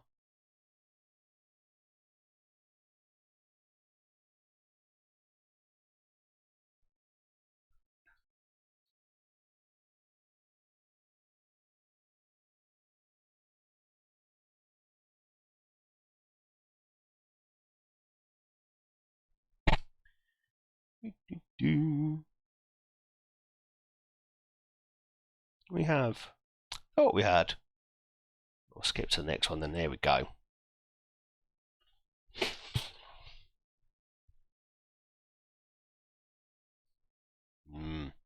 So you've got 2 games in hand. I love that Chelsea are up there challenging with you.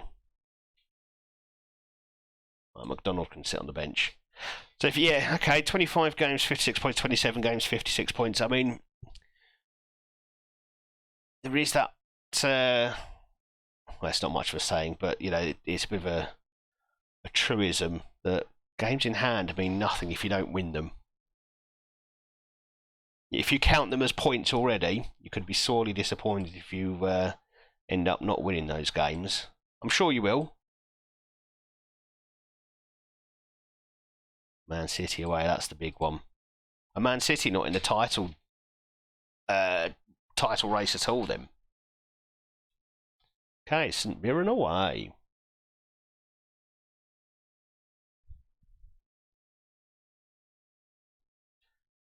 And we are still lagging behind Celtic by just a point there. They're 8th, oh my god. It's amazing how many times I see Man City fail in FM.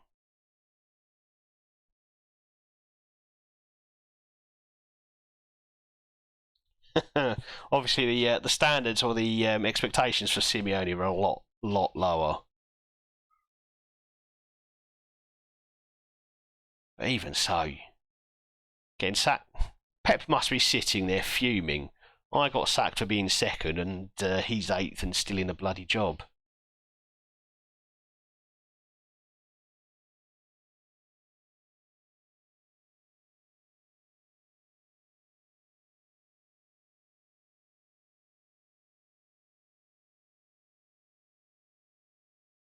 Oh, wow.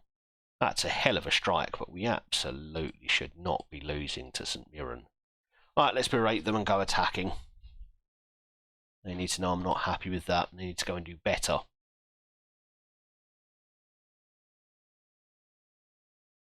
Oh, that's close as well.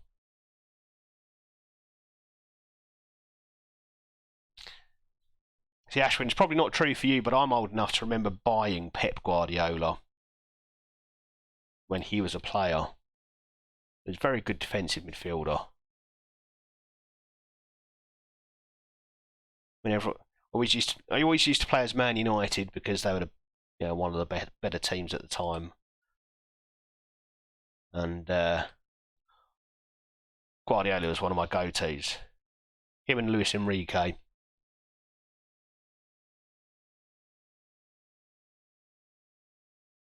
Yeah, there you go, yeah. We've been absolutely pathetic so far. Dane Murray's had a horrible turnout. Let's get him off. He can be laughed at by his old fans. And let's get Sarmiento in. We need to be doing far, far better than this.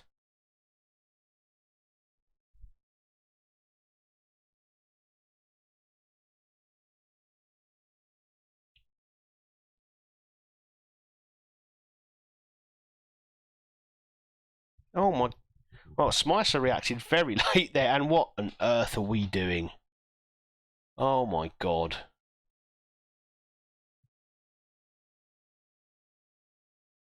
Right. Okay, changes again. Let's go to up top once more.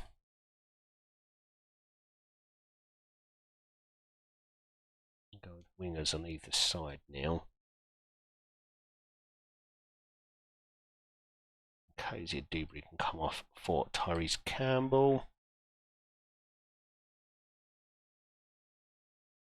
It's for Chabi, and see if we can get a bit more attacking impetus into this side.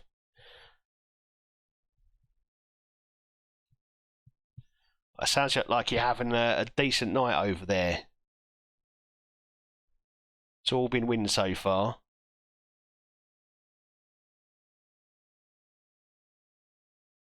Oh, and we're just, yeah. We are losing this one, I'm afraid. We'll get Roberts on for the last few minutes and see if we can create something in a wing position, but I think we're going to lose our first league game of the season, and that gives Celtic breathing room.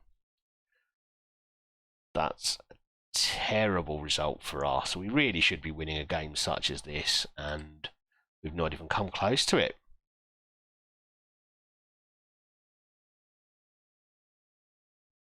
Right. Well, that sucks. What doesn't suck is Ashwin's Arsenal are 2-0 up away to Man City. That's a happy man over there.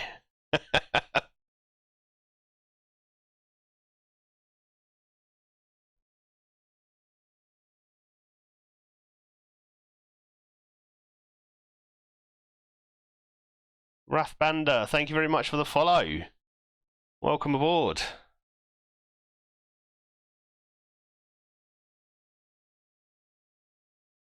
And the timing there does make me wonder whether you've followed me just to cheer me up after losing away to St Mirren and Wolfsburg. But even if it is a pity follow, I appreciate it. Thank you.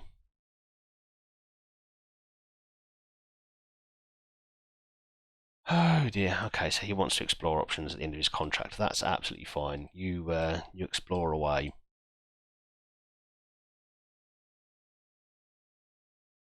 Is he happy with?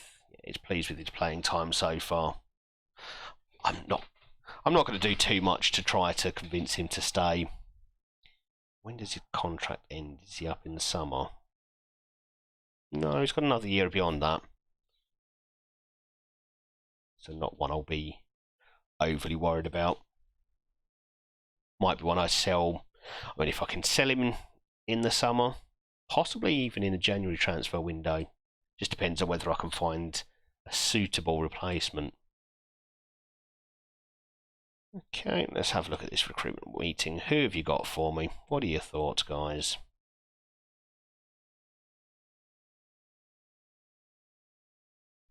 That was helpful. Good chat.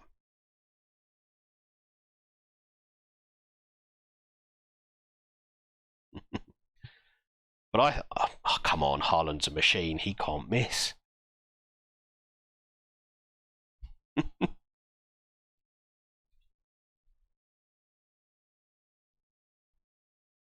If you're 2-0 up, are you dominating the game as well?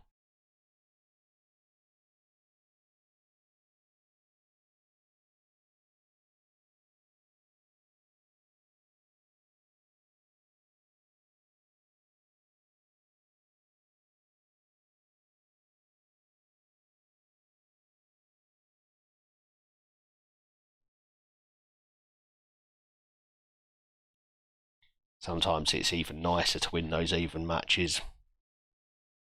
Because you know they can go both ways. You're 2-0 up away to Man City, that is only a good thing.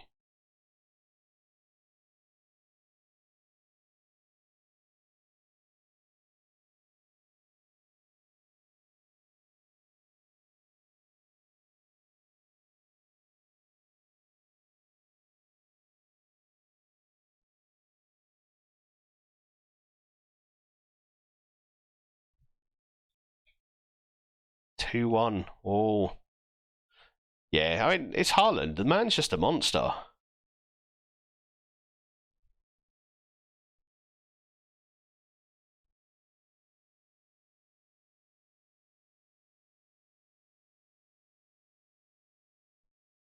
He's got absolutely everything. He's got technical ability, he's got pace, he's got strength, and he's just huge.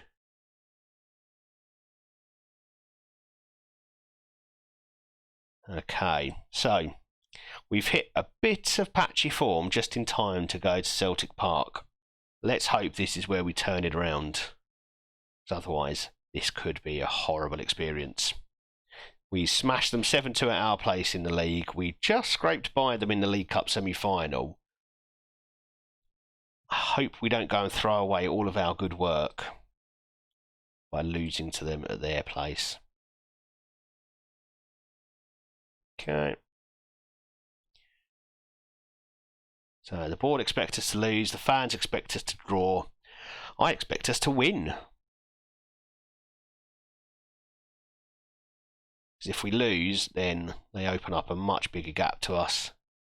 And I don't want that to happen, obviously. I do think that we've got a decent chance of actually winning this title, and I think the bookies have us not too far off. So Celtic are favourites, but we're not too far away from them. So we need to go ahead and take full advantage of that. Okay, what else have we got? We've got Ross County at the weekend, then Gladbach. So first team for this one, I think, as much as we can. Payne's still not quite fit, so Samwars, despite some pretty poor form now, is probably going to have to start another one. We'll go with Piatkowski and Sorensen as our back two, and Jorrit Robertson is going to start another one. Shackleton is... he's going to have to play that deep line playmaker role, even though I'm not sure that's his best role. He's not been fantastic in the last couple of games where he's played it, but I'm fairly short on options. I mean, Ryan Yates could do it, but I don't think he's any better suited to it than Shackleton, really. And we'll give Chaibi a start. He's popped in with a few goals over the last month or so, so I'm going to give him another chance to score some more. Isaacson, Sarmiento and Colombo up front.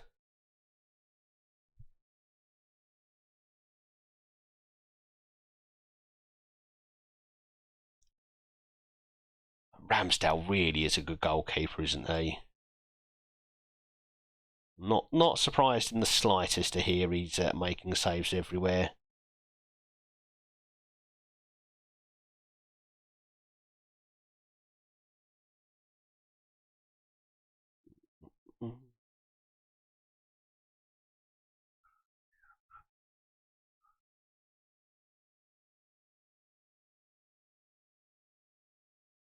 Okay, Dean Martin can sit on the bench for this one and potentially come on. Oh, and it's 3-1, and it's Martinelli. There we go.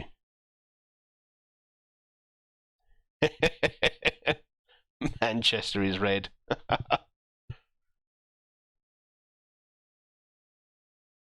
I don't know if you were in my stream, I think, the other night for a bit, weren't you?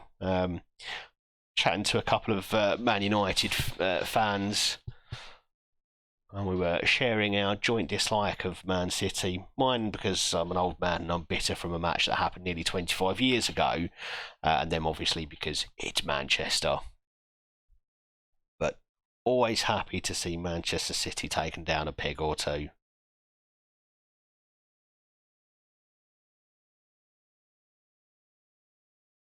Oh, and Chaibi nearly rewards me for bringing him in to the starting 11 for this game. I thought he was going to do that there.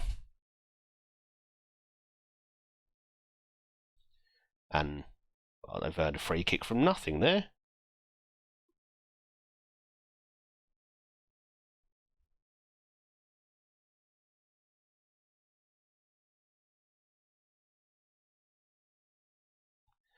Oh no, is that a red card? No. So we've had a brilliant start to the season and it's just falling apart in front of my eyes. Right, Mickelson will need to come on.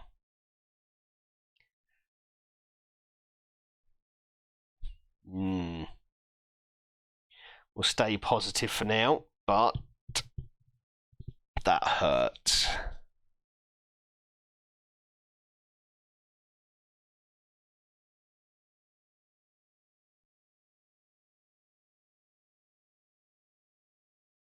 it does feel like this happens in Football Manager sometimes, because we have had such a good start to the season.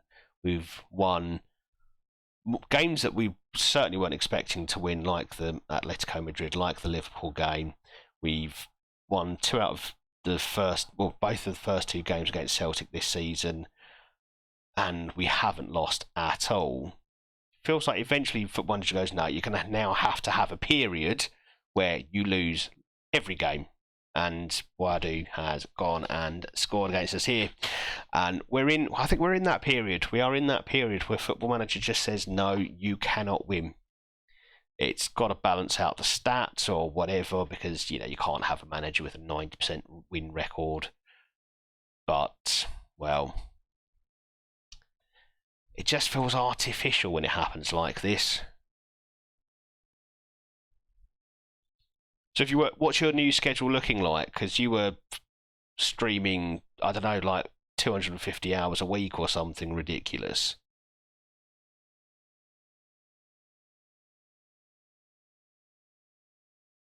Oh, there we go. Isaacson with the equaliser. Well, that came out of pretty much nothing. We've not really been in this game. That's it's unexpected, and let's hope that we can take advantage of it. Robertson doing all the work there. Keeper just palms it to Isaacson.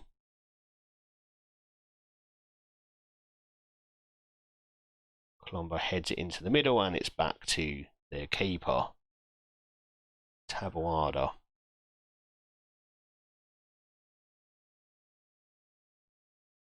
We've lost that header, and well.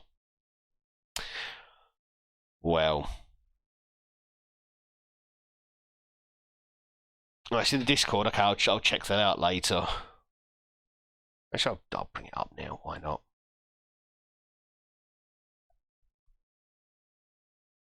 There's me saying I'll do it later when I know full well what it was. I can just open it up.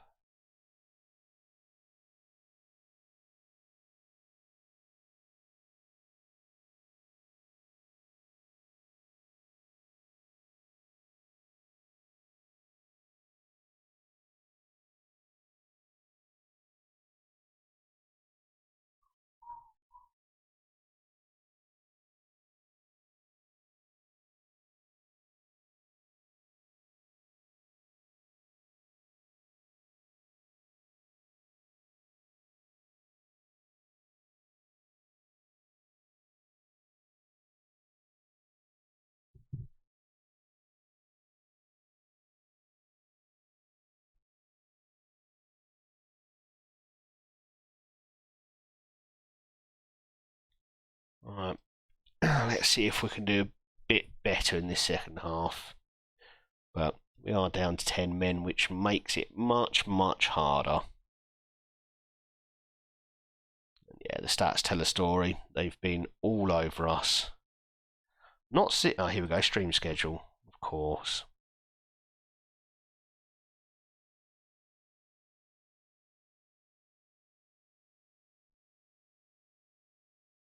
Well, as I'm looking at your stream schedule there, Ashwin, we've gone and equalised again. So when we get forward, we are definitely dangerous. Isaacson with a great ball forward for a Colombo, and it's 2-2. Let's see if we can keep that rolling.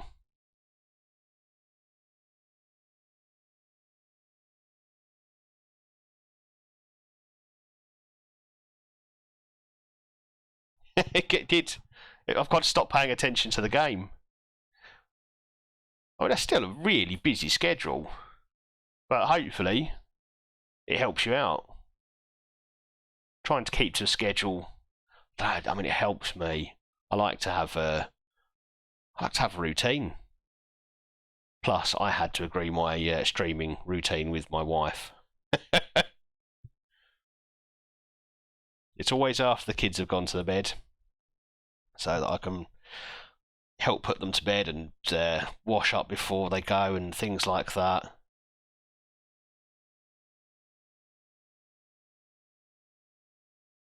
But no, hopefully that'll help you out, mate.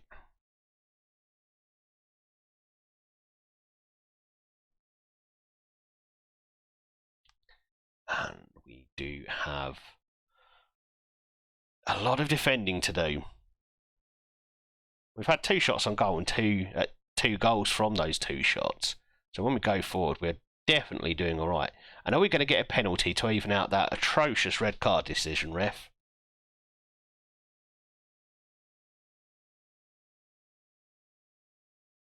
Come on, right. This could be it.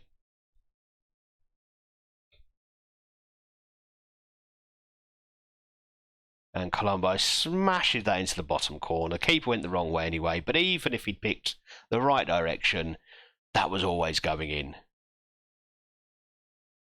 And from pretty much nowhere, we're now 3-2 up at Celtic Park with 10 men. We've been down to 10 men since the 13th minute because the referee is clearly in the pay of Celtic, and we've not let that stop us.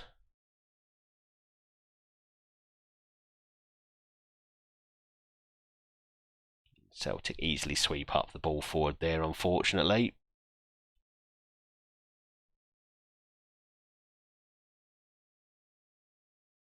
I'm liking the variety of games as well.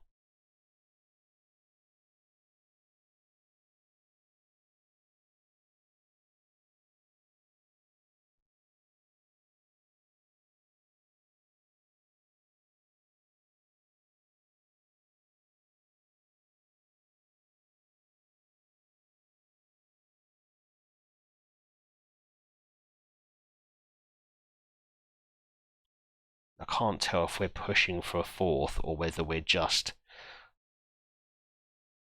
giving far too much space to Celtic. I think it's the latter here. There's like 6 men against 3, and thankfully they waste it. Right. We are now going to try and do sensible football, which isn't really in my repertoire. I don't do sensible anything. And we're going to make 4 changes all in one go just to try to freshen things up a little bit, but also take time out. We get Sarmiento off Cozy Dewberry so he can be a little bit less whingy, and Lewis Payne because he's a quality player and he's on the comeback from injury.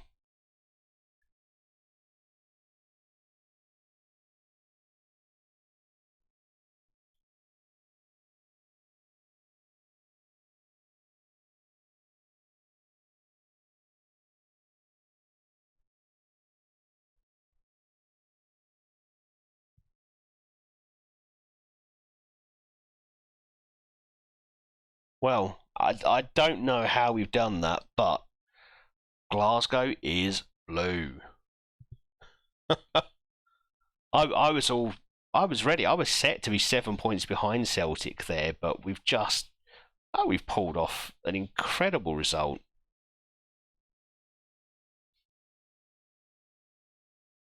You do. There's a massive variety there. Do you have the PS5 like webcam? Because I'd be tempted to maybe stream a bit of that Assassin's Creed Valhalla because I'm enjoying it, but finding the time to play it is proving difficult at the moment.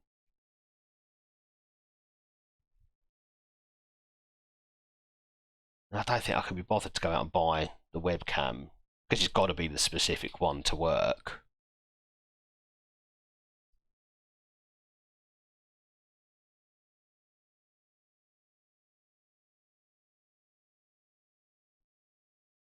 But maybe I could just play without it. I don't need it.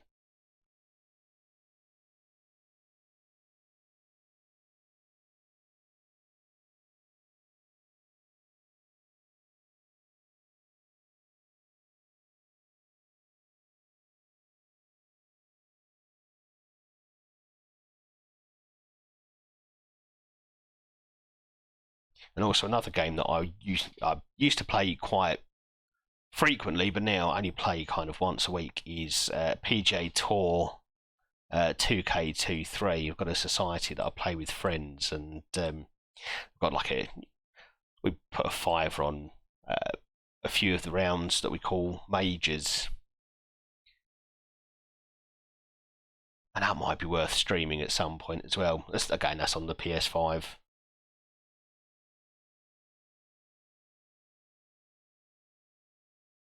But I'd probably do those as additional streams because I've got to be honest, I just love Football Manager. I could play this every day of the week, every stream, quite happily.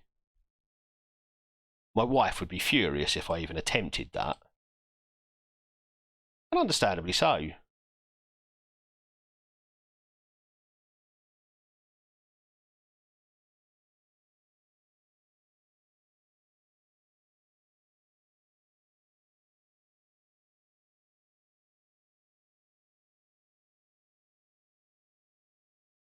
And do you find that you have different audiences, Ashwin, for the different games you play?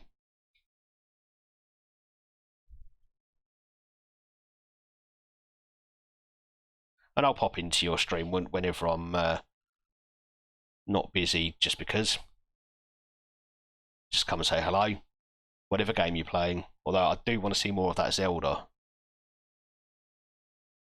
Very much liked what I saw in your first stream on it, and I liked the what I saw from my wife playing Breath of the Wild.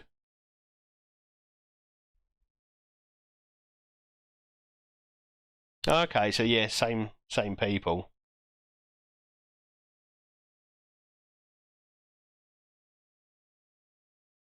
And that says to me it must be your stellar personality that brings them back. Actually, we won't start. We'll start Samwise again.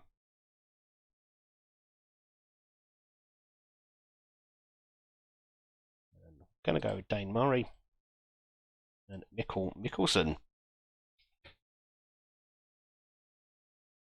Oh, really?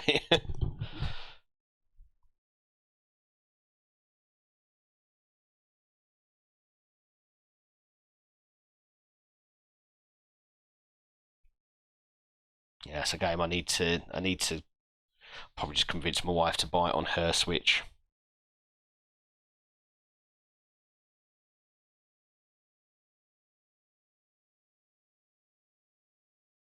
Don't think it's worth me going out and buying a Switch just to play it myself. I've said it before. My entire family, all three of my kids, my wife, they've all got Switches. I'm the only one who hasn't. Oh, my wingers all look quite tired. So we'll go with Cozier Dubry. And we'll go with Sarmiento because he looks like he can play. No, he's tired as well. No, do you know what? I'm going to start him anyway. And then we'll go with Tyrese Campbell up front.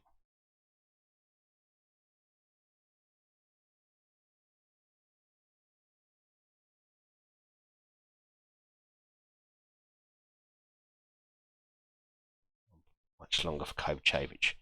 Back tomorrow. Excellent. We've missed him. And Dean Martin.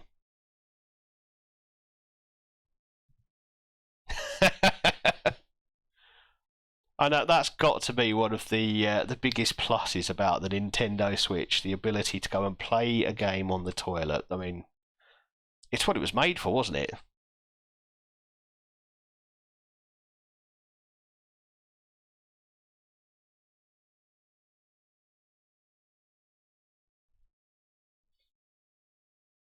And it just shows that I'm a big man child.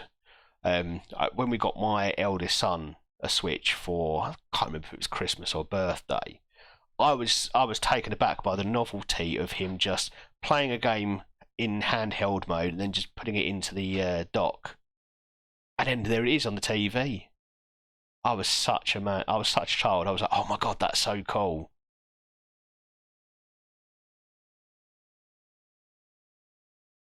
And I thought when he first did that, I genuinely expected the graphics to be a bit sketchy, if I'm honest with you. But I think they hold up pretty well.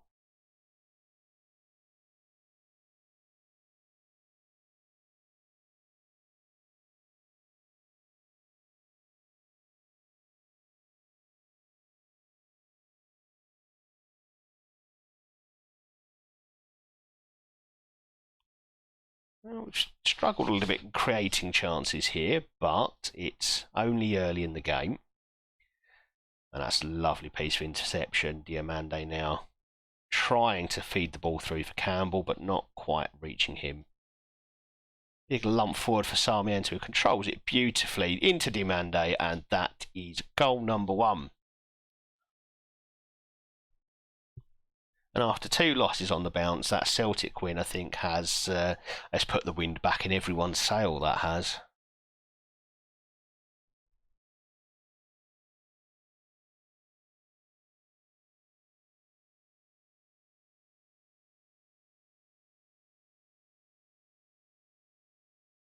Lovely ball through for Campbell, and he's surely going to make it 2 here. And hopefully we're going to continue this game without drama.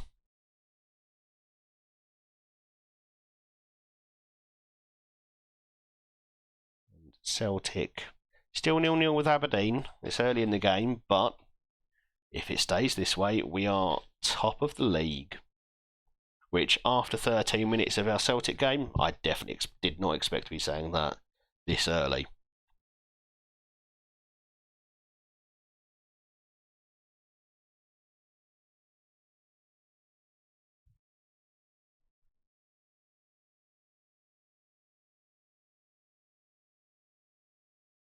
How many games have you played?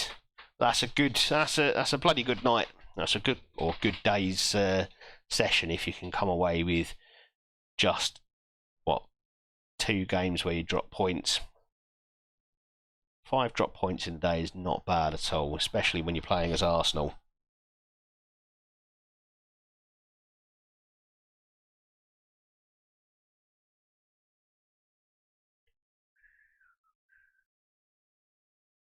So yeah, you're probably looking at 6-7 games in that, possibly more depending on how fine February are. That's a very productive session.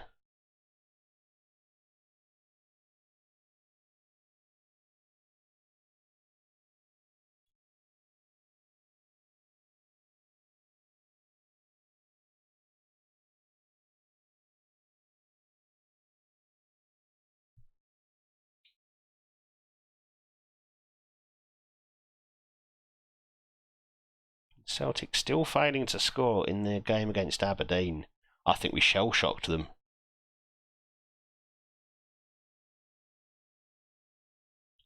Sarmiento's tired, so he can come off for Isaacson. Chaibi has run his socks off, so Bobby McDonald can come on.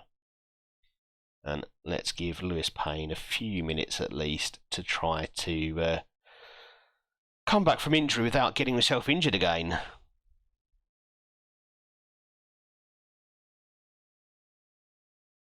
So when you say a new character next week, they bring out new characters regularly then? Is that part of the way they keep you playing? Keep you engaged?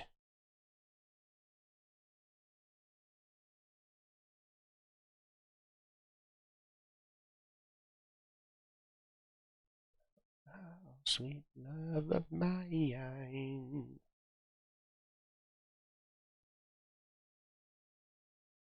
Okay, Nicholson is tired as well, so Sorensen can come on in his place.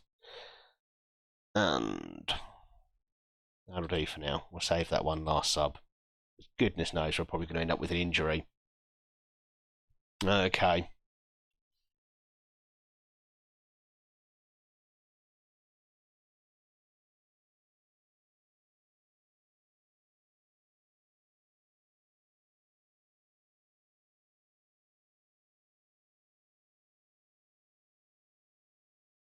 Oh, it's 2-1.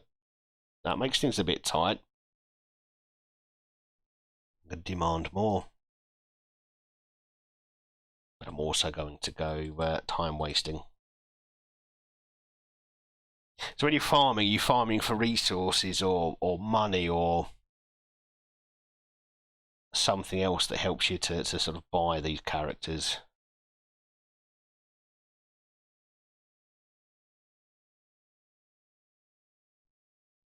5 minutes of injury time. I don't know where the refs found that. It's obviously nonsense. But it also doesn't matter as we hold on for a win, and I think Celtic drew.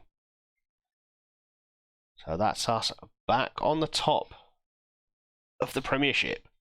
Let's hope we can hold on to it for more than just one game this time. And wishes, okay, yeah, I think I've seen the thing about wishes. And is that just it's a chance at getting a new character or something, isn't it? A wish.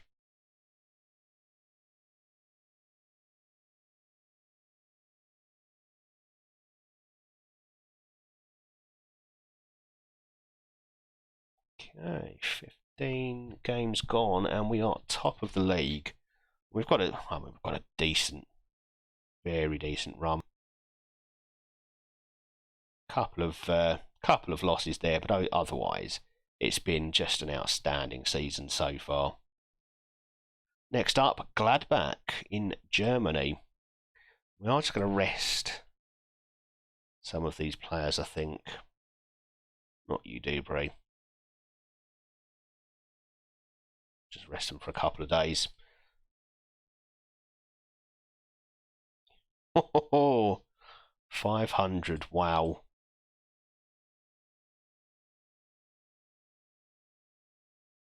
When is the cup final, actually? It just said he'll miss the cup final. And it's Dundee United. Well, well, well. Well, club, just before Christmas.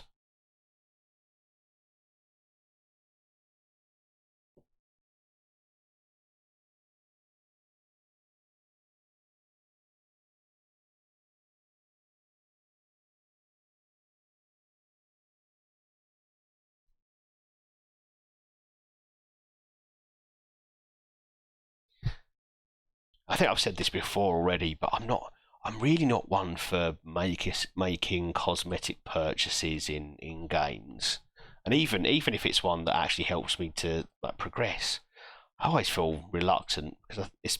I mean, I get it's different as I've said before. You know that Star Rail is a free game, so the model is they make money from these transactions. It's the ones where you pay full price for a game and then they still ask you to pay more for different skins or whatever it might be. That rankles a bit.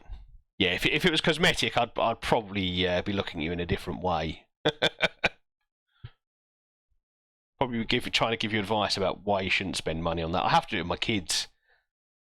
They quite happily waste all of their pocket money on Fortnite, Roblox and things like that, where oh yeah, I want to buy this skin. I want to look like Spider-Man or whatever it is. Yeah.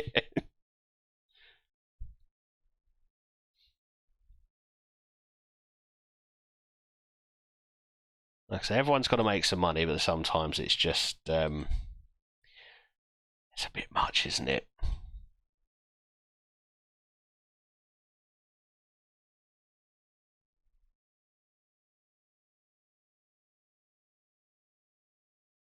Yeah. This is the thing. I mean, I used to play Warzone. It was and during lockdowns or whatever, I played quite a lot, huge amount. It was pretty much every night.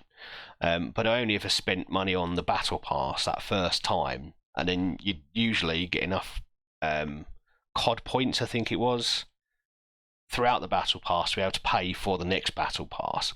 So I only ever paid for it once. Probably the first year of playing it, and I did have to pay for it a second time. As I stopped playing it quite as much, and so wasn't completing the battle passes. But I never spent money on the cosmetics or the operator skins or the gun skins, because that for me that doesn't enhance the gameplay at all.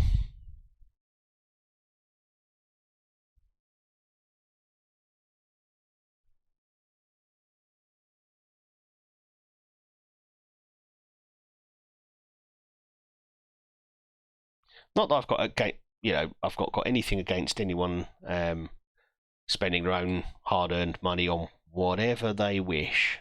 It's just, I think, when you're a parent of kids who are old enough to want that sort of stuff, you do start to take a slightly different view on it.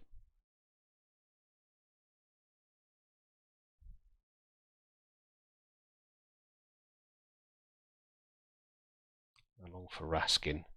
Still 8 weeks. That's going to feel like a long, long time. And Shackleton's done okay in that role, but you just don't see him spreading the ball around quite as well as Raskin did. Chaibi.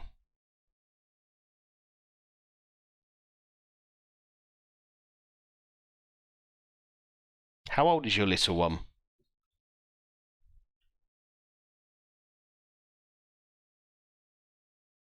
My eldest is 11. He's very much into gaming, to the point where he bought his own Xbox using pocket money.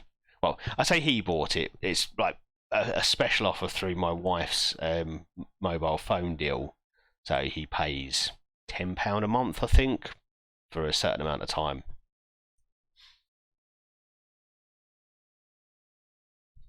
There's going to be 3. Oh, bless her. That's the fun age. They're starting to learn how to communicate, and they're incredibly fascinated with everything that goes on in the world. But he's getting close to that time, though, where he'll be able to talk back, and no will become his favourite word.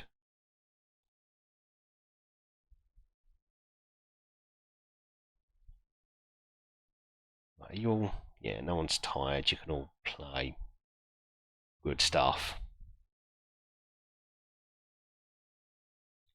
Yeah, it's amazing how much their personality changes and develops over that period, though.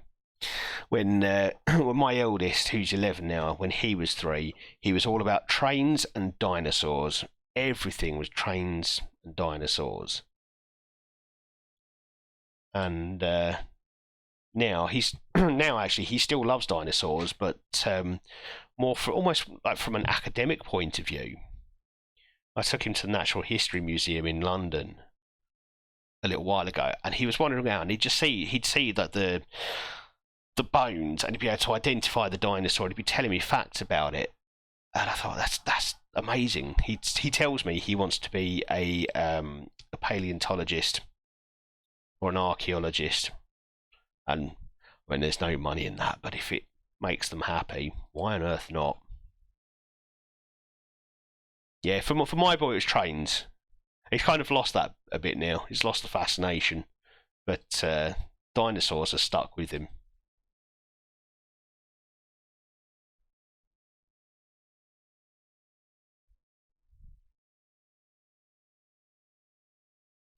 Right, Mönchengladbach. These guys are struggling massively. They're only 32nd, I think I saw. So, kind of feel like we should be able to take some points from this one. We do already have 11 points, which, if I'm hoping that should be enough to see us through to the knockout stages. I don't expect us to go and get a top 8 position, because after Mönchengladbach, we've got Man United at Ibrox, and then we're away to PSG. But I would like to think we've already done enough to get in the top 24.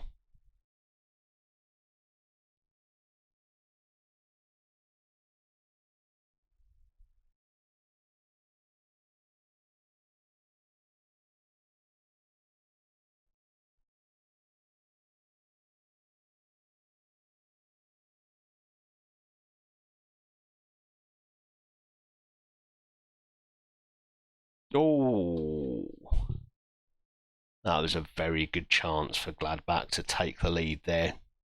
And we've got away with one. Definitely got away with one there. Been quite an even game so far. So even though they are struggling in the Champions League, they're doing well. Right. My assistant's far too kind to this team, wanting to say they're doing well. Ed Harris needs to toughen up a little bit. Stop pandering to them.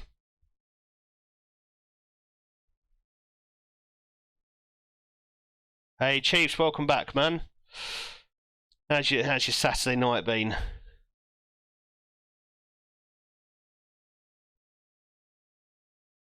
Right, change is needed, I think. Payne was looking... he's taken a knock again. Sarmiento can come on for COVID change. Just bring on Campbell and give him a run out. And we'll do a little bit of moving around in midfield.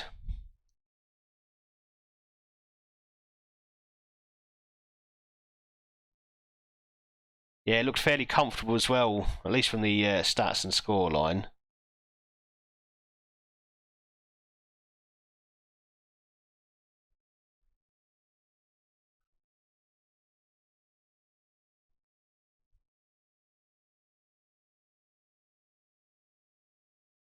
See, as a League Two fan, for me, the football season's over. It's done. I'm already on my my summer holidays, and literally our players are on their summer holidays. I've already seen an Instagram post from one of them, somewhere around a pool somewhere sunny.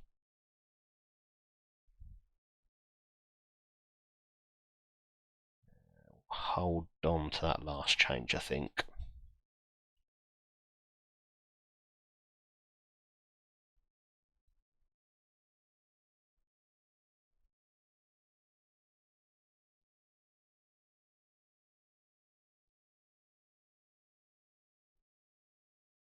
Yeah, not too bad for me, thank you. It's been a bit of a nothing day, I think, is all I can call it.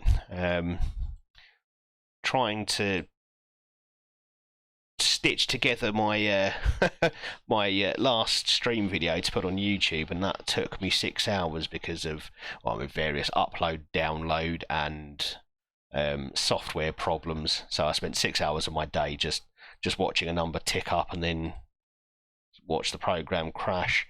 Yeah, that's what I spent most of my day doing, and just being dad, watching my my daughter drawing and things like that. So nothing particularly interesting to report for me. If I'm honest, this is the highlight of it.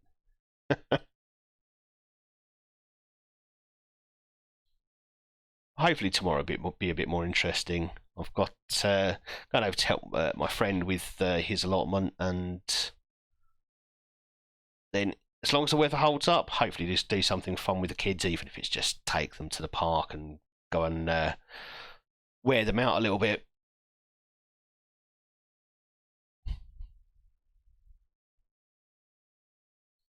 Yeah, I don't know what it's like for you, but when I go to watch Gillingham, that's the whole day for me.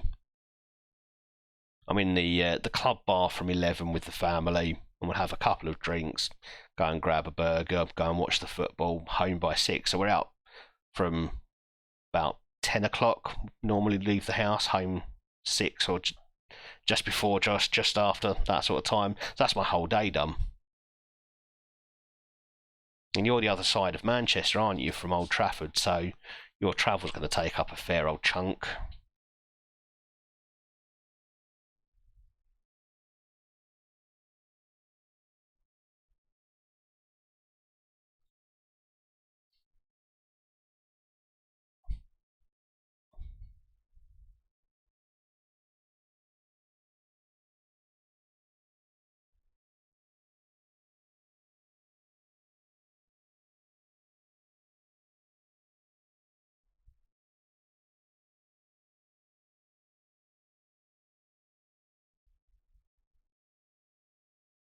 So the good news is, Chiefs, that we've done pretty well in the Champions League. We're looking pretty much set for qualification, and we are top of the Premiership as well. The bad news is we've lost our unbeaten run.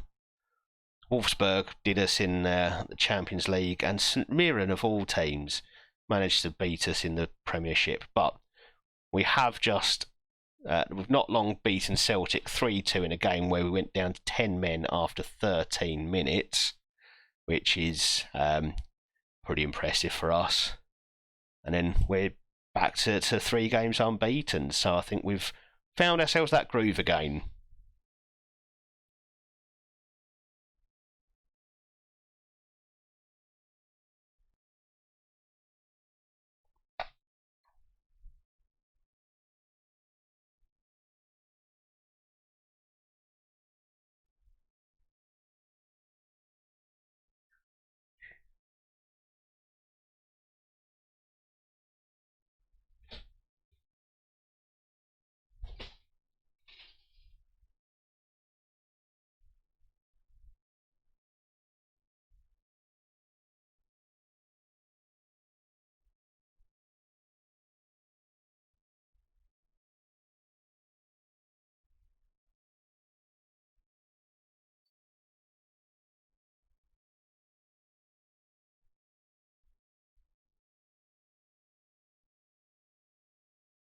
Yeah, I have done the tram into Old Trafford before. So I did. I think I was probably about 21, so 19, 20 years ago. We're talking. Oh, 19, 18 or 19 years ago, somewhere around then. Close friend of mine at the time was, well, he's a staunch Man United fan, but being from London, as a fair number of Man United fans are, um, for him, going to Old Trafford was a bit of a bucket list kind of thing. But he did manage to get hold of a couple of Champions League tickets, and yeah, we sort of went up there, stayed the night in a hotel, came back the next morning. But yeah, we did the tram, and it was rammed, absolutely rammed. Incredible experience. Old Trafford's a fantastic stadium.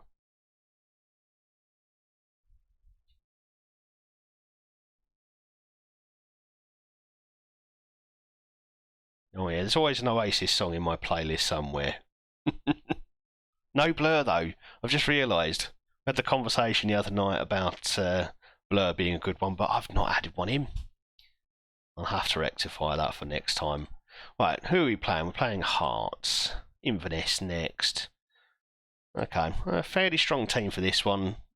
Rotate the team for the next one, and then back to the strongest team for the cup final, I hope.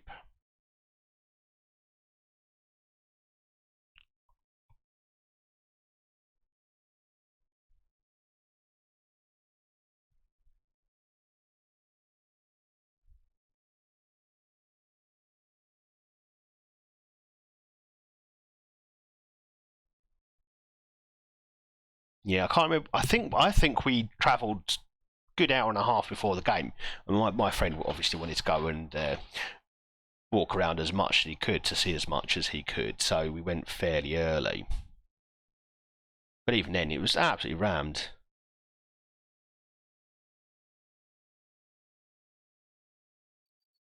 Good experience though. I did enjoy it. And if I remember rightly, we actually saw Gary Neville score a goal. I felt that was something of a collector's item. He wasn't known for his goal scoring prowess, was Gary Neville.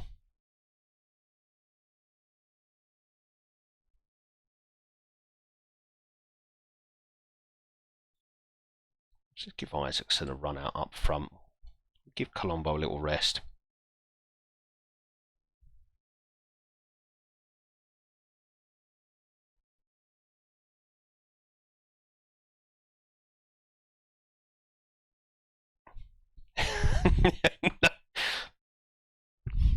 The Alan Shearer of right backs, yeah.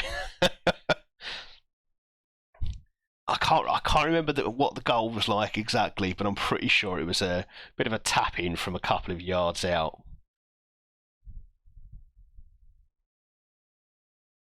I just remember the Leon fans just were doing their LA LA LA the whole game.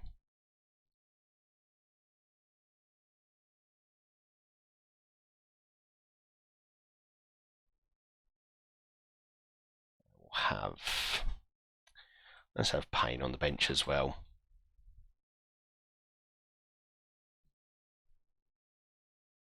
But even sort of 20 years ago, the fullback role was very different to what it is now.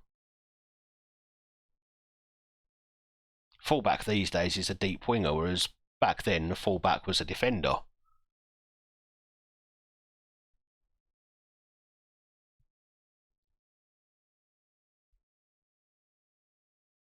Okay, well, Celtic have smashed Hibs, so we need to win to stay on top of the league. I'd like to think we'll do that with relative ease, but St Mirren have made me nervous now. Losing to St Mirren means that we can lose to anyone.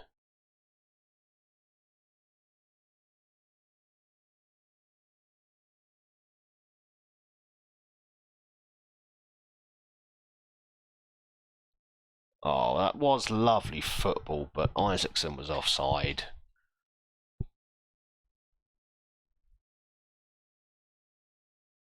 Do you know, I've got a sneaking suspicion that tomorrow Everton are going to beat Man City.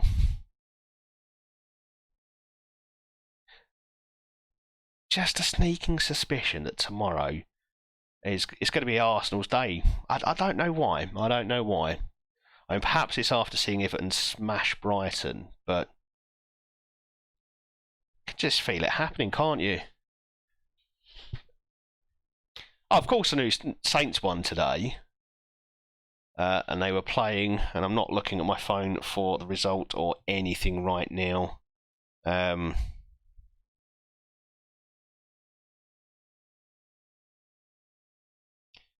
They were obviously playing Salford, clearly, your local team.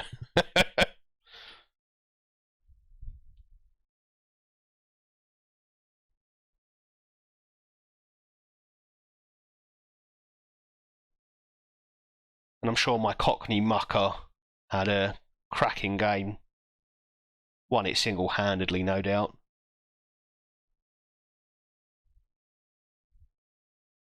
Well, we're labouring to this win that I hope will eventually come. I think we're going to go attacking if we don't score in this highlight. Oh, there we go. And Dane Murray, this is why you have a big 6'4" defender.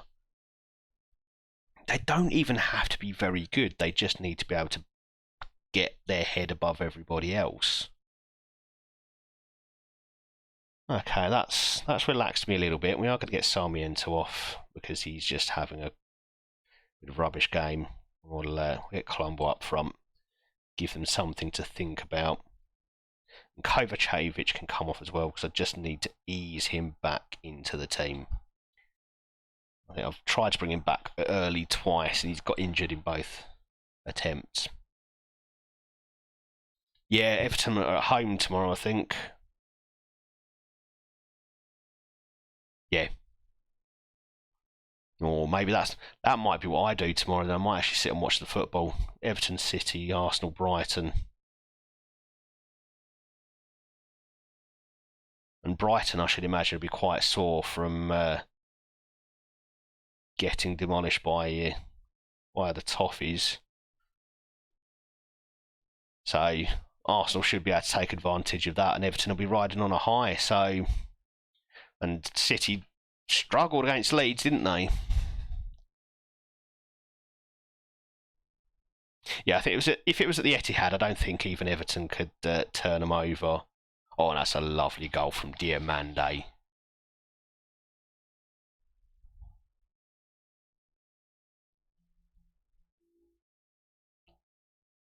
Well, March will be a big miss for them because he looked like their only bright spot on Monday.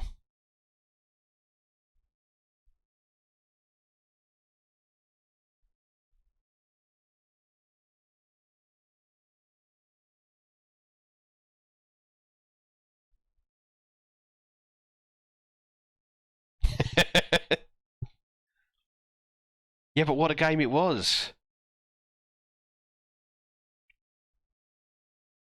They say you're only as good as your last game. Well, Everton were bloody good. It was counter-attacking football at its best. Oh, that was nearly a cracker there. Right, let's make a couple more changes. Robertson looks shattered. Thierry Small can come on. Yates looks knackered as well, so Chaby can come on at his place. And we'll save our last sub.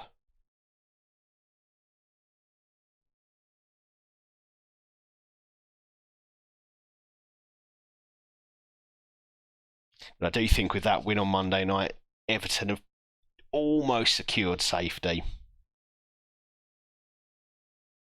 As soon as Everton hired Sean Dyche, I kind of thought that they're staying up. And he came in. I think they won their first game after he joined. I thought that's it. He'll get them well clear, and then it all seemed to fall apart for them. But hopefully hopefully for Everton fans, I'm pretty neutral on it. But hopefully he'll carry that on now to the end of the season, if for no other reason than to try and win tomorrow and ruin Man City's season. That's all I want. I mean, yeah, exactly. Allardyce. I mean, that's been something of a meme for years. Give it Big Sam till the end of the season, and Leeds have only gone and give it Big Sam till the end of the season.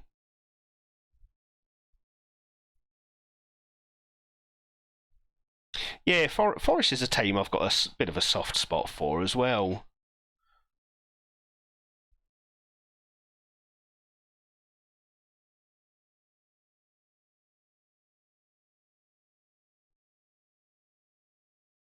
Let's see, they got a draw against Chelsea today, didn't they? Which away from home is a decent point. Any away point for Forest is a decent point. You think, I know Chelsea have been shockingly bad, but an away point's always good at this stage of the season. Give it Giggsy.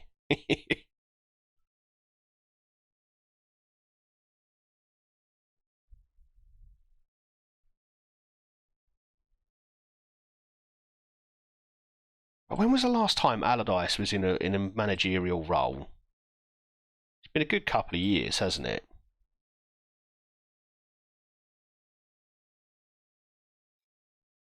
Now, I'm sure there's got to be some logic to the decision. I mean, I loved his press conference where he basically came out and said, "No one's ahead of me. No one's ahead of me in the Premier League. Not Pep, not Klopp."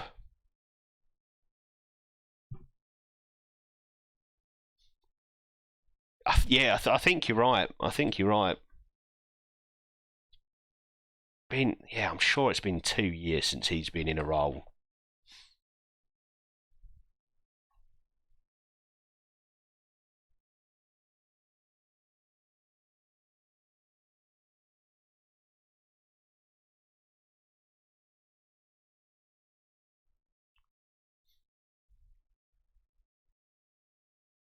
And he only failed once. By failed, do you mean got the team relegated? I've not seen Pep do that.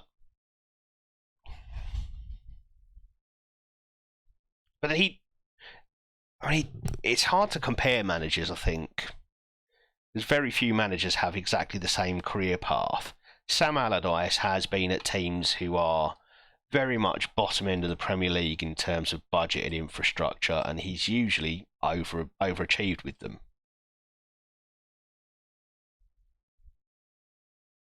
And yeah, Pep Guardiola, he had Bayern Munich, Barcelona, and Man City. He's been paid to play Football Manager on the real scale, on the global stage. And yeah, but I mean, you've still got to be good enough to do that. Look at Graham Potter; he was basically given a huge budget, and well, when obviously Todd Bowley's influence hasn't helped him, but he blew it. So I don't. It's not just having money. You've got to have. You've still got to have ability. You've still got to have some sort of quality to be able to achieve what Pep's achieved over the years. But he's definitely played the game on easy mode.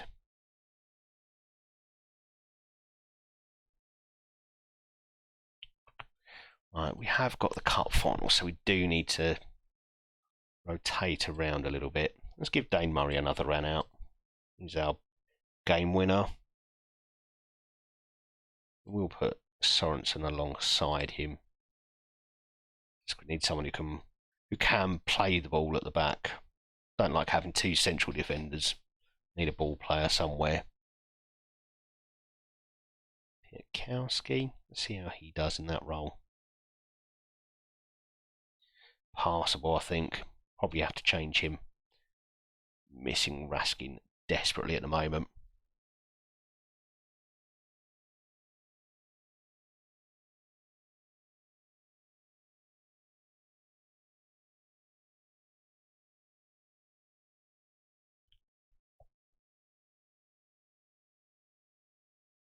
Let's give Bobby another game. Kovacevic is very much back on the comeback trail.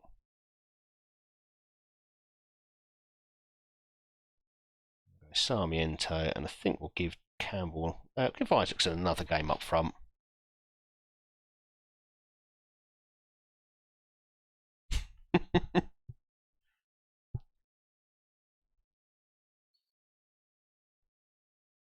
Stockport are a bloody good team for League Two.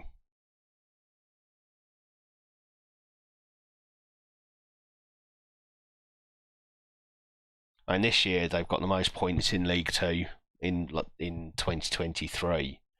And yeah, very, very strong team for this level. I think Leyton Orient are the only team who are better than Leyton Orient. I mean, we beat them 2-0 at Priestfield, but we needed an early red card, and even then they still passed us off the pitch. It was only the goal that we scored the free kick from the foul that ended up in the red card and got a penalty from the ref. Otherwise, had nothing.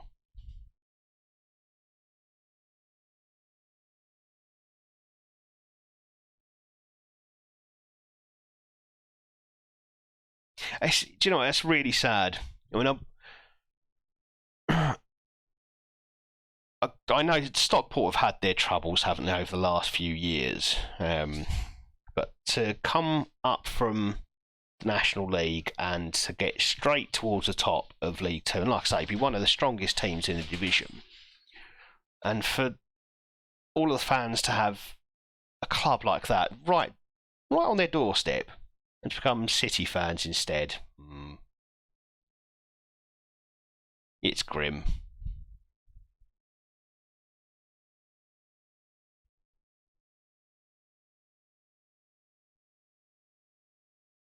And something I see at Gillingham quite a lot is people who have two teams.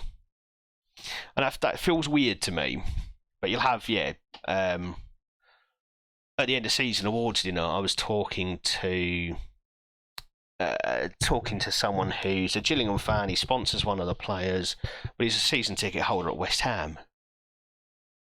And I don't understand it. Lives locally and everything, lives near the ground. There's a season ticket at West Ham, and his justification was, my kids will see Premier League football, etc. But I think, as we were talking about the other night, you just don't have that same connection.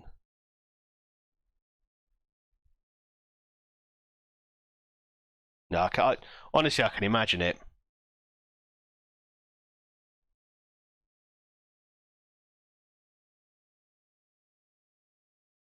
At the same time, I don't think I'd give someone shit about it.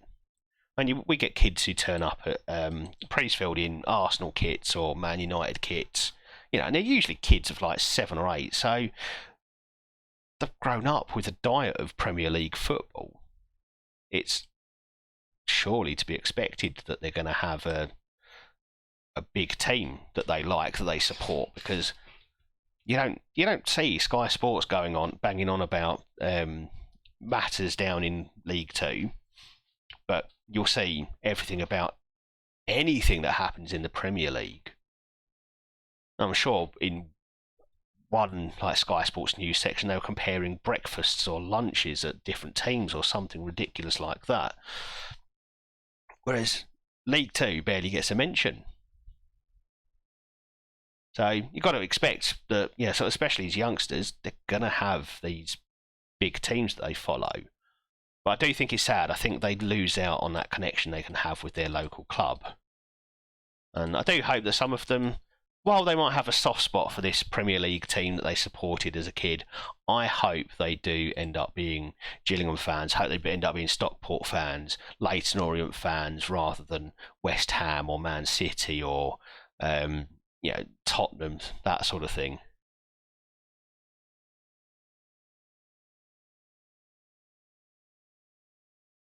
They are. They are. I mean, some of the games, don't get me wrong, some of them can be dire, especially down in League Two when you've got two long ball teams going at it. They can be pretty rough at times, but there can be some incredible football. There's excitement always, even if the standard of football isn't Premier League standard.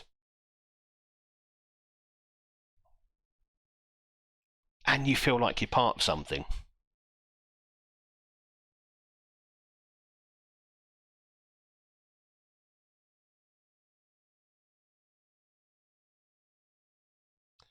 Whenever I see a manager or a player do a post-match interview, if it's a Premier League player and they go, "Yeah, fans are amazing," I sit there and think that feels like it's something you have to say. But when I hear Neil Harris say, the 250 or 500 Gillingham fans who travelled halfway across the country to come and watch us were amazing, you genuinely believe that. Yeah, there's going to be Wrexham. So my wife's already said we're doing the away game for that one, which kind of wanted to do anyway. And she's like, "Oh, can I get friend? Can we get her friends some tickets for the home game at Priestfield?" I said, "You're probably going to struggle because that one will be a sellout, but that's going to be fantastic. I'm looking forward to Notts County as well. They won their playoff final, didn't they, against Chesterfield today? So two big teams coming back up into the Football League."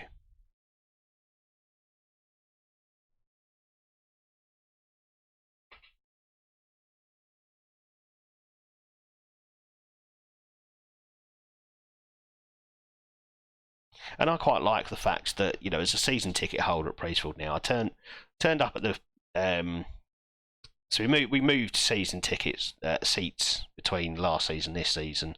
Last season we were in the family area because it was my son's first season ticket, and I just want to see how he goes. And the whole season, like, "Dad, I want to go over in the Raynham end. That's where all the noise is. That's where I want to be."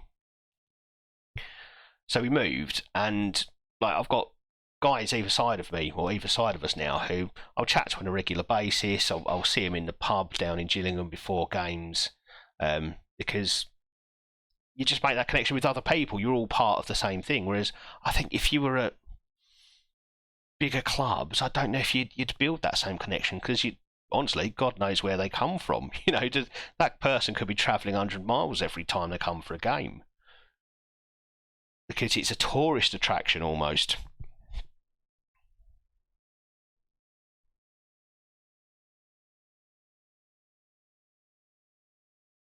No, it's not exactly. Exactly. It's a much more community feel.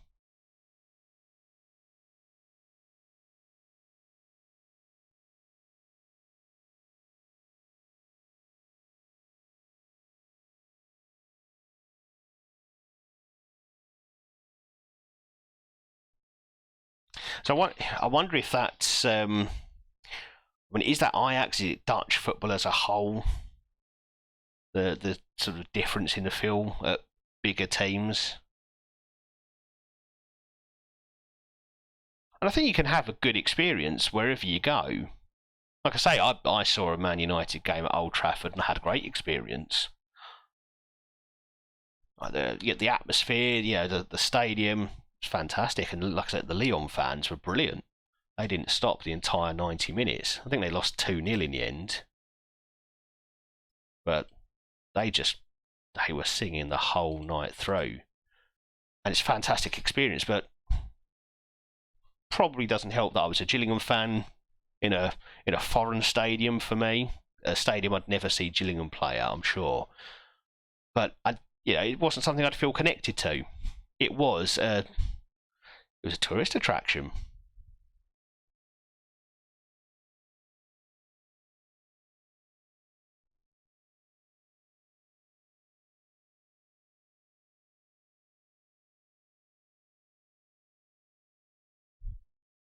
game's just halted there. There we go.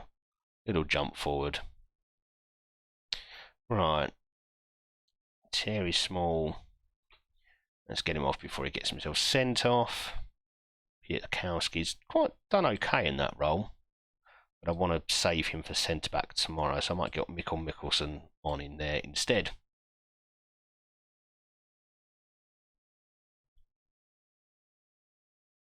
Yeah, nothing compares to away games.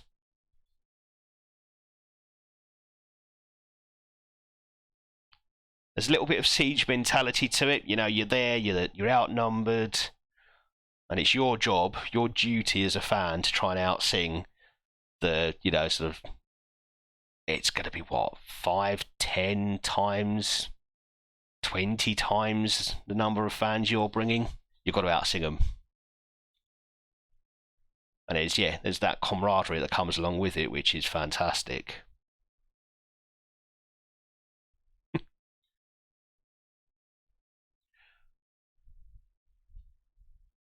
And it's nice to see, Ashwin, you know, that the fact that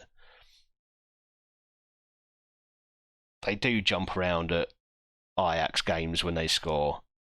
And I've never actually been to a Premier League match, but I just get the feeling from what I've seen on TV that everyone just sort of politely applauds if they score. It's almost like a golf clap. Oh yeah, away fans are inevitably louder. I don't think that matters where you go. They are louder, they sing more, they sing for longer.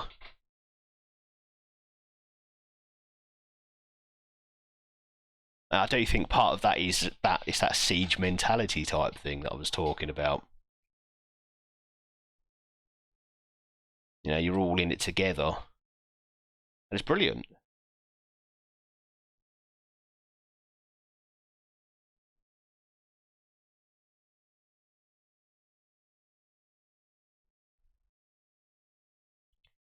Okay, last change. They're telling me to take off Payne, and I'm not going to argue.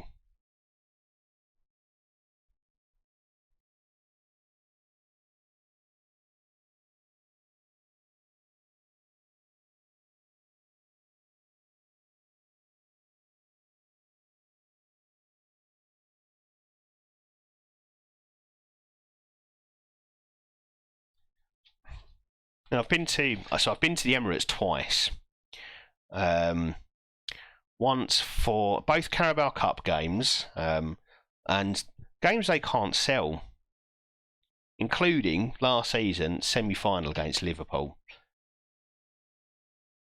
I think the tickets were available for like 15 quid to my friend who's a season ticket holder, so he got us a couple of tickets. So I could take my boy to experience a stadium like that.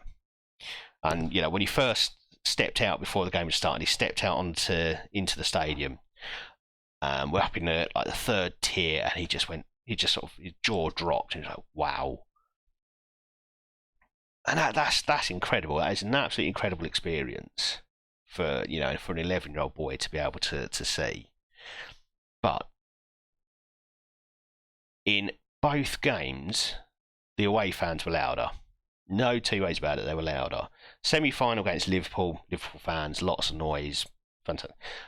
Even bigger than that, though, was when it was, I think, the third round of the Carabao Cup, and Coventry City, who were, I think, still in League One, possibly Championship at the time. They'd lost 5-1, but they were singing their hearts out. And as you might think, 5-1 and you still don't sing, that sort of song came up. And the Arsenal fans didn't seem bothered. And I do think a lot of the fans that were there were probably not regulars. They just saw Carabao Cup game, it's a chance for us to get there to a match. Similar to what I did. Although I was there because my friend's mum, who normally goes with him, she's also a season ticket holder, was away for the weekend or for the week.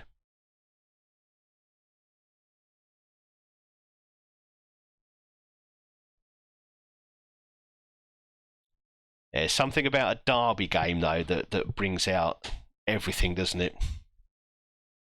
Last season for us, it was Charlton because they were, I think, geographically the closest to us. We took something like 1,500 fans, and the atmosphere was brilliant. I think in total there were maybe 9,000 in the stadium, 1,500 Gills fans, and couldn't hear the Charlton fans at all. But then their stadium's so big for so few people, it looked empty.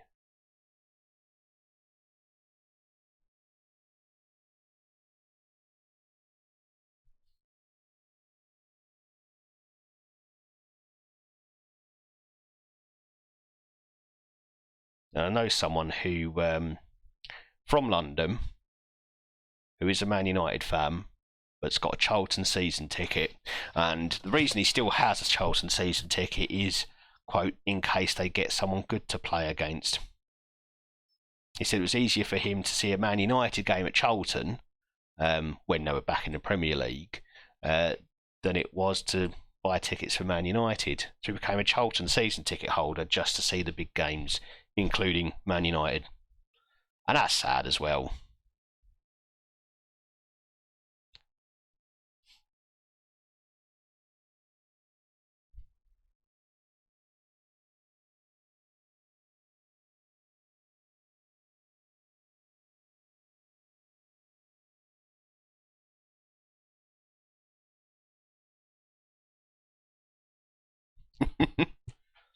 Oh, it's cracking. It's a day out. It's your weekend, mate, especially if you manage to win that game.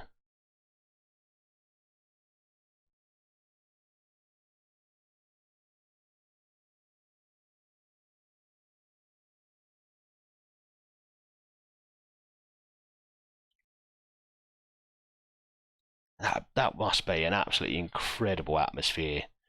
Liverpool versus Man United, the rivalry there is competitive rivalry. It's pretty much, we're competing to be the best team in England. Yeah, it's bizarre, isn't it?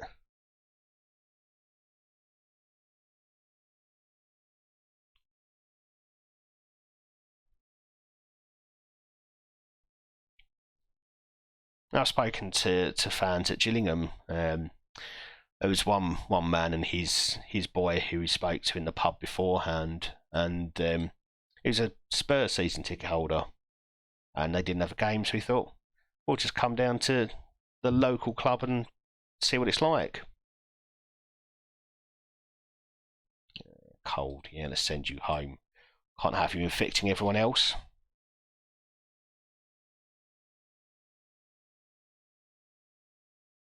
Yeah, that's not a bad away game to miss.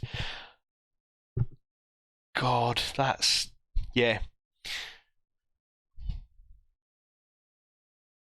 And that was just one of the most incredible things I think I've ever seen on a football pitch. That 7-0.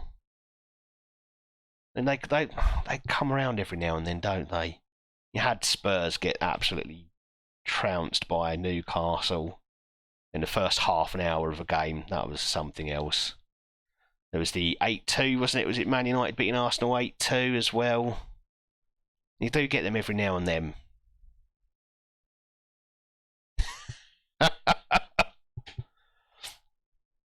Ashwin, what I want to know is it the music she hears and can she see them having sex, or can she hear them having sex despite the loud music? Because if it's the latter, they're definitely enjoying themselves.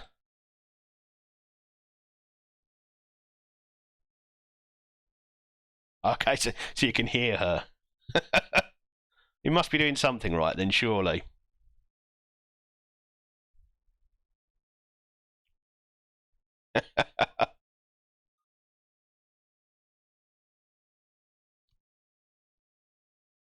Right, so we are close to transfer window. We don't have a lot of money. We'll see what's out there. I think we're gonna continue to restrict our searches to just Scottish homegrown players, or homegrown players in Scotland, because anything else, and it means we're going to have to either move someone on or drop someone out of the Champions League squad and upset them unnecessarily. So we're probably not going to be that busy in January.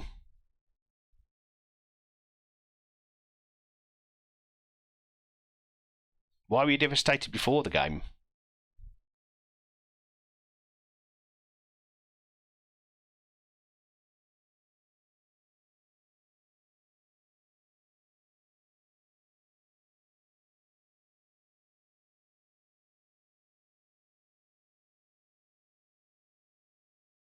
Piatkowski, I think, is going to have to reprise his role in there.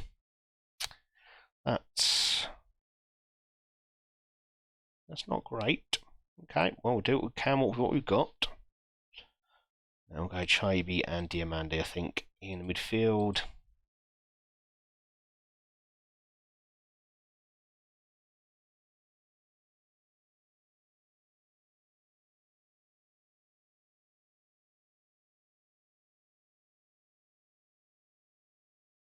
Yeah, I'm happy with that.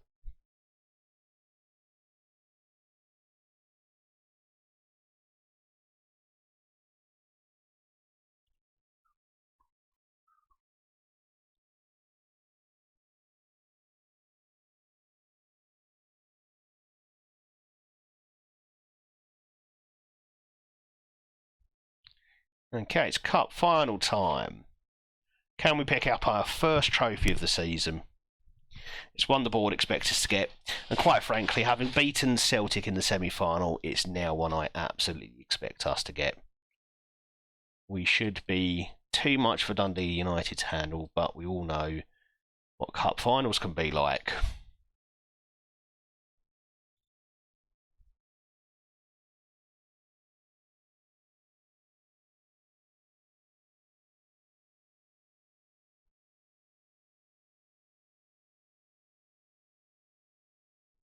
So Ashwin, is that why you went so quiet for a while? Were you listening in?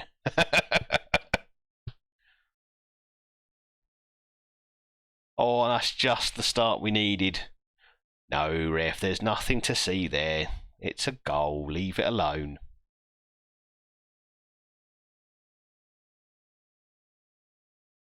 There we go. What was the shout there for anyway? Is it offside? I don't see how. I don't know. I wasn't judging. I wasn't judging. Oh, and that's two. Oh, okay. It's going to be one of those cup finals.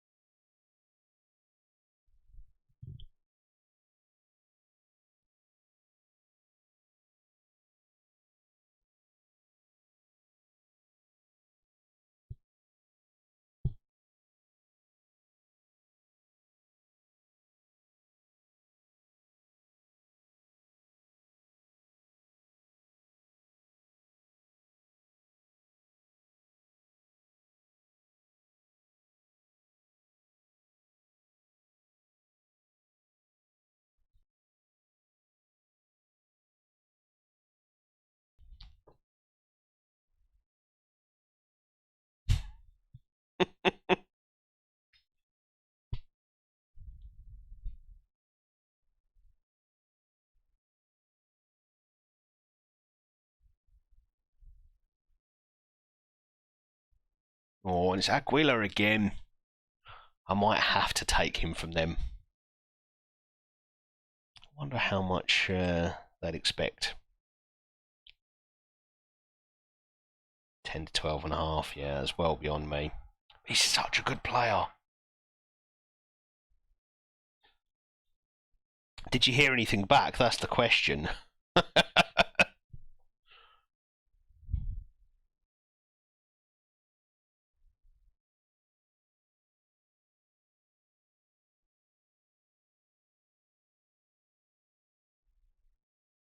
Oh, that's not bad. I saw the net move and I thought that was in. According to these stats, the game's a lot closer than I would have given it credit for.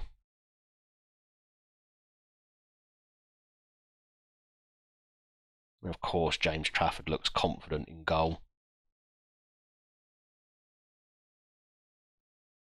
He was a walking disaster when I was there.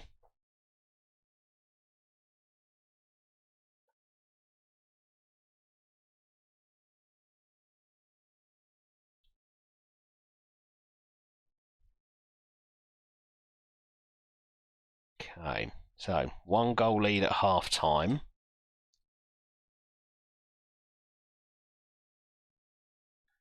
It's not secure. I mean, those stats definitely make things look quite even. We've had most of the ball, which is a good thing, but in terms of shots, Dundee United have been no mugs.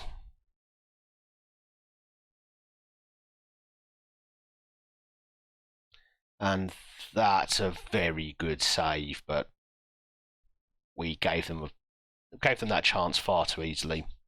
Ball over the top should not cut through us quite as badly as it did there. Payne's exhausted. He's still working himself back from injury. Diamande's not had the best of games, so let's get Yates in.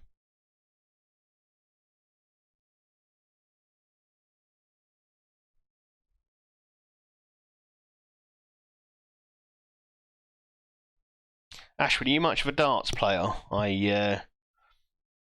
I think outside of the UK, Netherlands is where most darts players come from, isn't it? I was at a friend's house playing darts last night until the small hours. I'm not very good, but a few beers, throw a few darts. It's a great way to spend a night.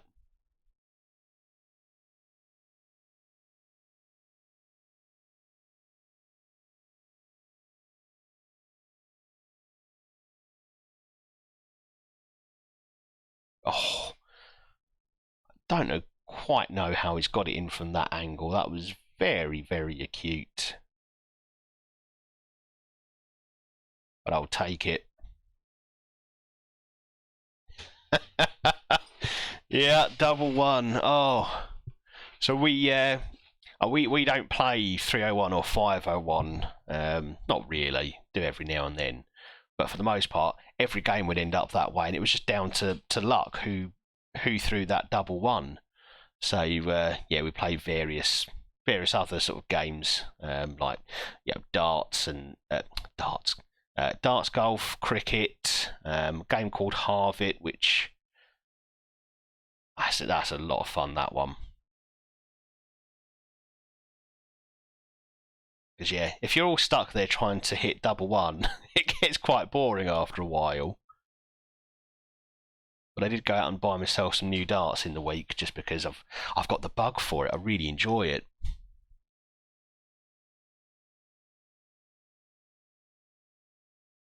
But I don't think it's played in pubs over here anywhere anywhere near as much as it used to. Columbus had an uncharacteristically bad game, so I'm going to give Tyrese Campbell a run out. Change. Yeah, let's get Murray in just to see out the game.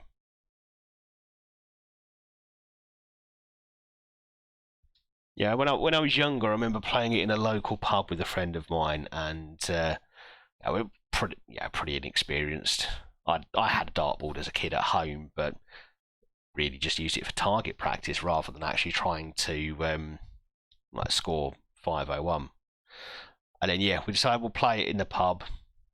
First time, we're both 18, and we get down to double one, and that game just went on forever. I think we played 2 games before we just gave up and decided we weren't good enough.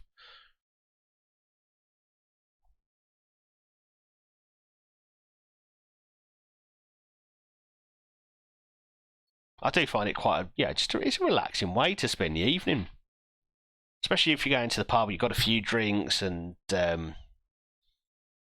you're with people you can have a laugh with. It stops you just sitting there drinking alcohol. It actually gives you something to do. Oh, and I don't know how Sarmiento's not scored there.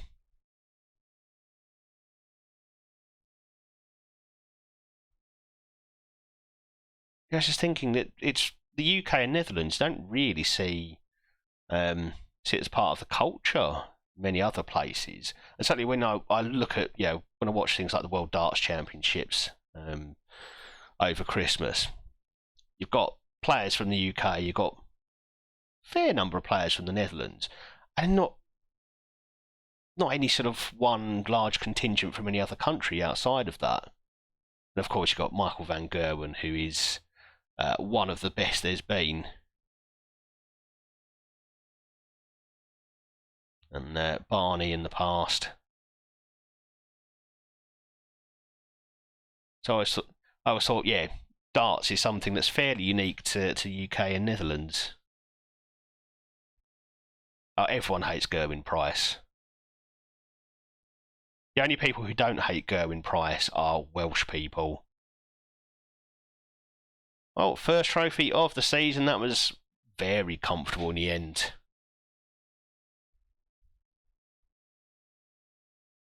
There I am, casually taking it all in.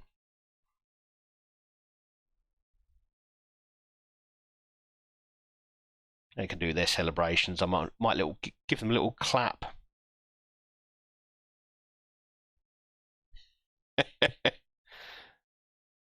Yeah, that became quite a hot topic of conversation over here. The ear defenders.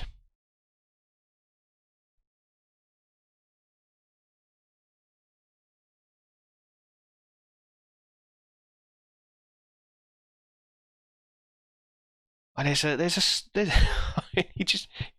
did look ridiculous, to be fair.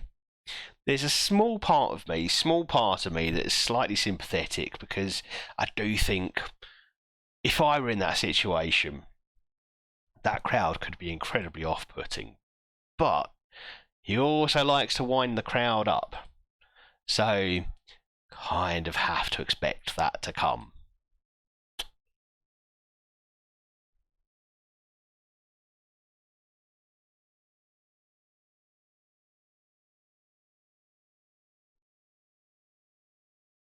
But yeah, ear defenders. Oh. And the man used to play rugby. You'd think he'd be able to stand up to a bit of needle a bit better than that.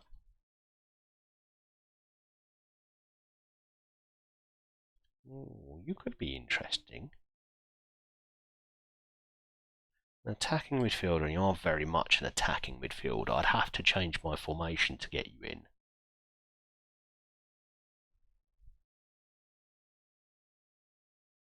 Can play as a false 9. What would your best role there be, though? You could be a Mazzala.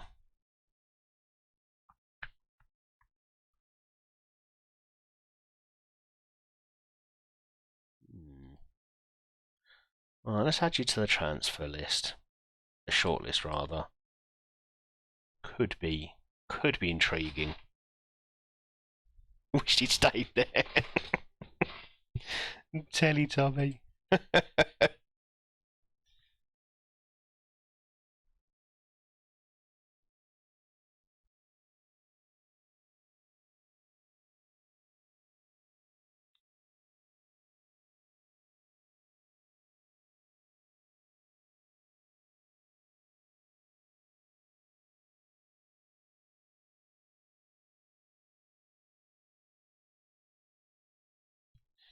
Yeah, it's nice to know that it's not just in England that we despise the man.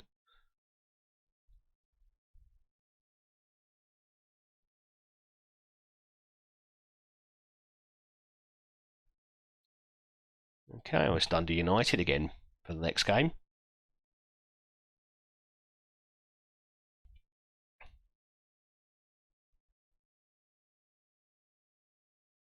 Then Hibs, St Johnstone, Aberdeen.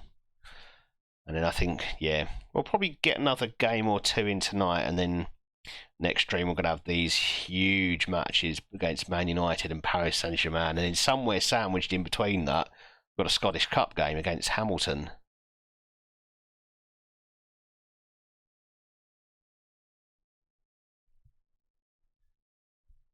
I know, like I say, I think the Welsh quite like him.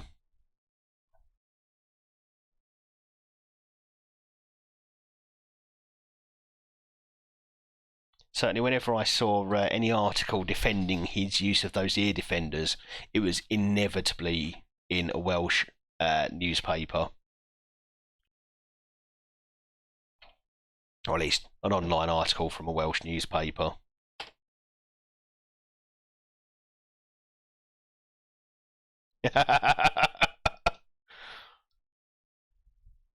Oh, I didn't mean to click that. I couldn't possibly comment on that. It's their boy.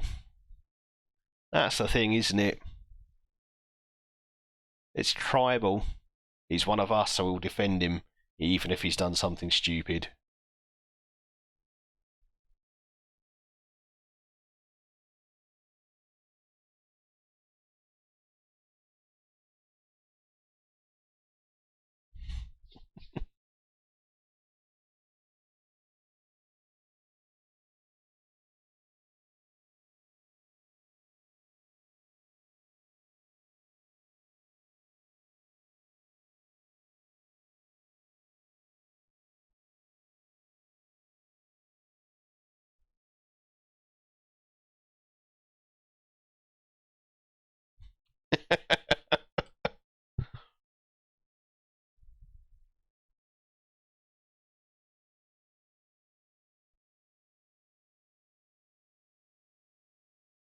I must have missed that news item.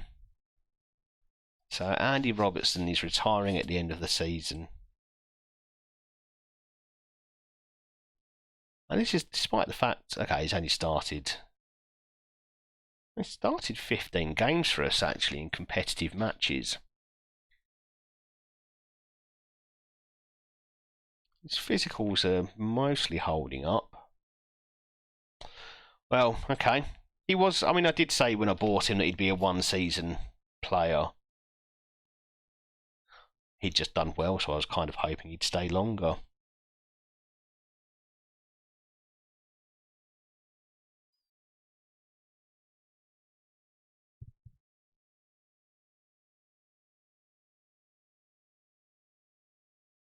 So his dart's part of a pub culture, a bar culture in the Netherlands. I think for most people here, that's where you tend to play it.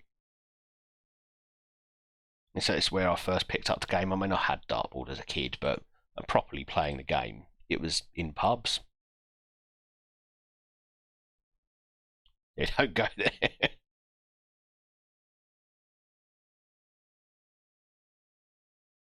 That's just unashamed alcoholics like myself. I'm not an alcoholic. I'm really not. I think compared to most other British people, I'm a bit of a lightweight.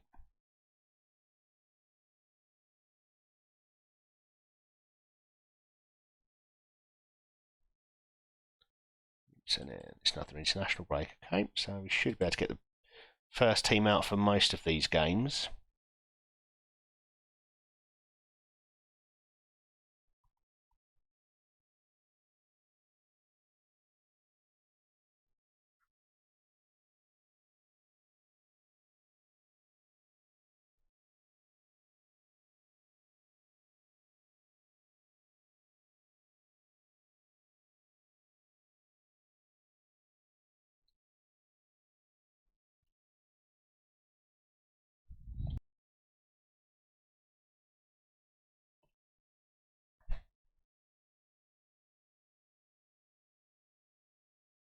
Okay, let's go and do them twice in the space of 4 days, shall we?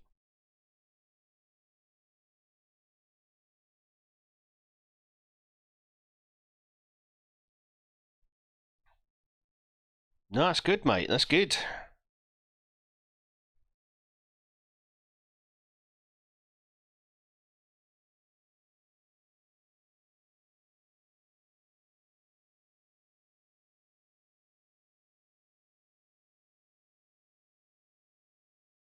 I don't know about over there, but certainly over here, I think there's been I mean, it's fairly weak actually, but there has been a bit of a push to try to take the stigma of drinking alcohol. It's not a stigma of drinking non-alcoholic drinks in pubs away a little bit. So there are more and more non-alcoholic offerings, mocktails and things like that.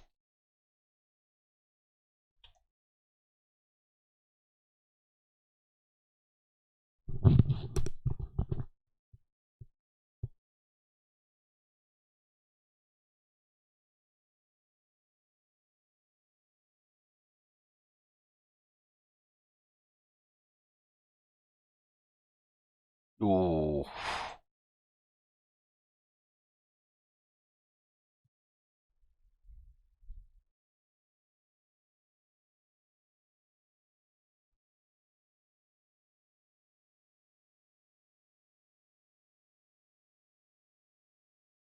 That's an awful lot of alcohol. Absolutely no way you'd find me drinking that much. I just couldn't manage it.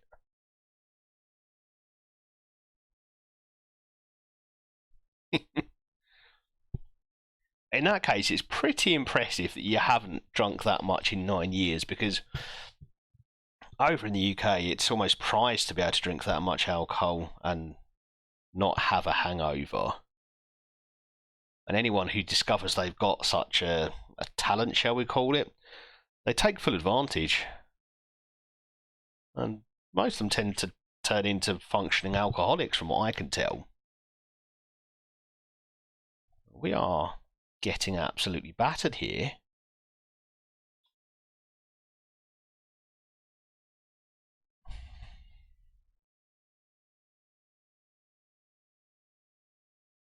Dundee are coming out for revenge.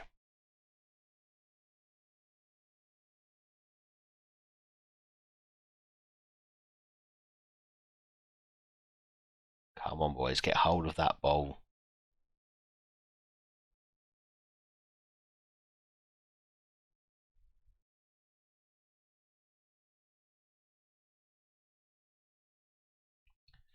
Yeah. I drank stupid amounts a couple of times when I was younger. But it just serves as something of a warning, I tend to find.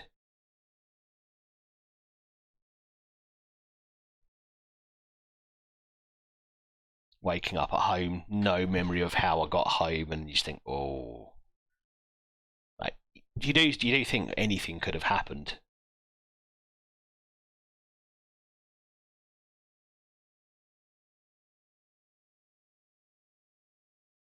I've got a healthy respect for alcohol. I mean, I certainly avoid it whenever if I've got work the next day or something like that. Mostly because I think my body's too old to handle it now.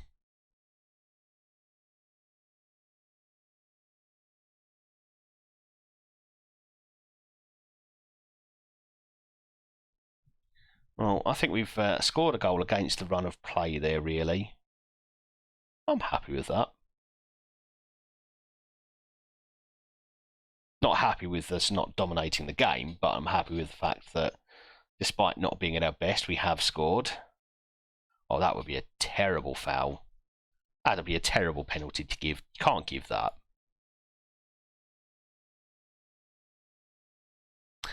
Yeah, yeah. I was uh, I was a McDonald's boy myself. I can't believe they've given a penalty there, by the way.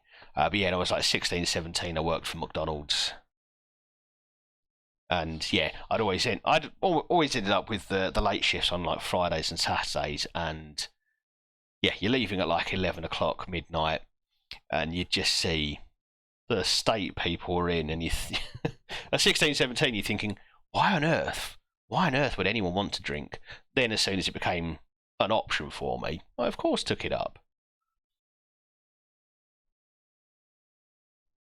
But yeah, you see people in quite a state sometimes.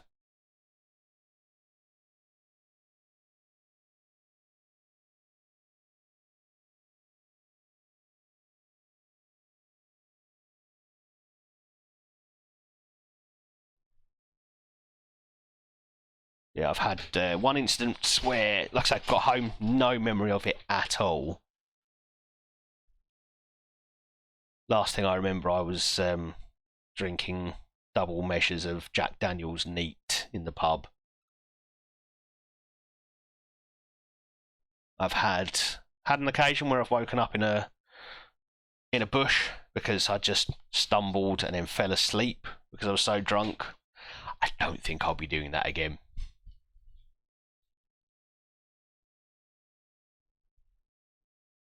It's not to say I'm teetotal or anything close to it. When we go to watch the cricket 2020 finals day, it's a whole day of drinking from kind of 10 a.m. till 10 p.m.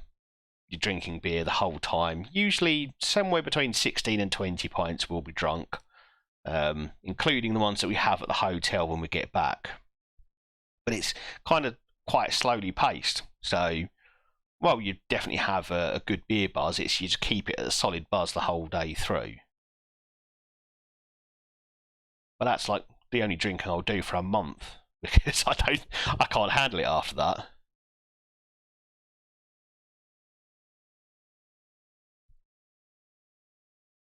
Yeah, waking up in a bush, that was I think I was 18 or 19 at the time.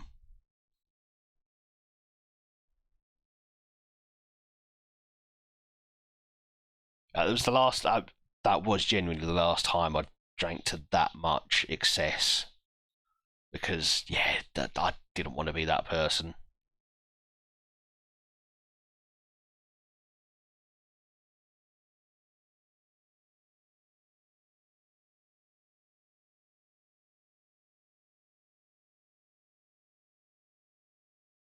I've got some tired legs out there, haven't we? So let's make a couple of changes.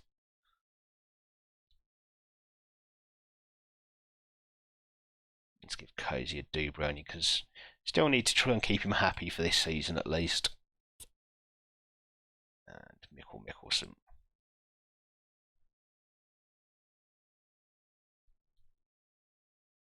And Aguilar scored against me again.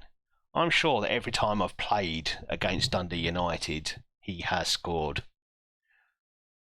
I might have to try and upset him. Try and convince him to come and join us.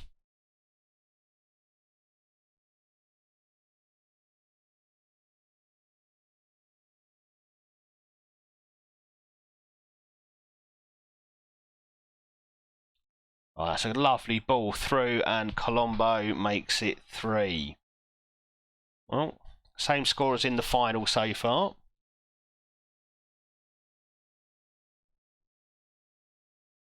Oh, we've imposed ourselves in the second half a lot better, creating far better chances. That's not to say Dundee United haven't had theirs. We've not been tight defensively.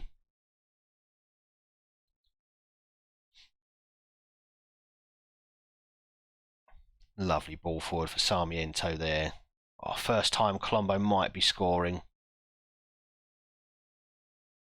But we do get the ball back and we reset in defence. Good ball out for Samoise. And that has wrapped it up, I think. I'll make one last change. Diamande has deserved a bit of a rest there.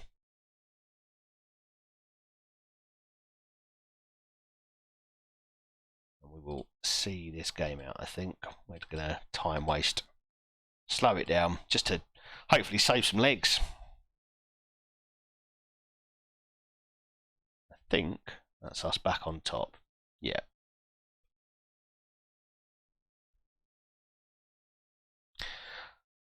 We're conceding with a bit of regularity against Dundee United. It's almost like they've got better since I left. Actually, the way I'm going to look at this is I put them on that path. Without me, they probably would have been relegated, actually.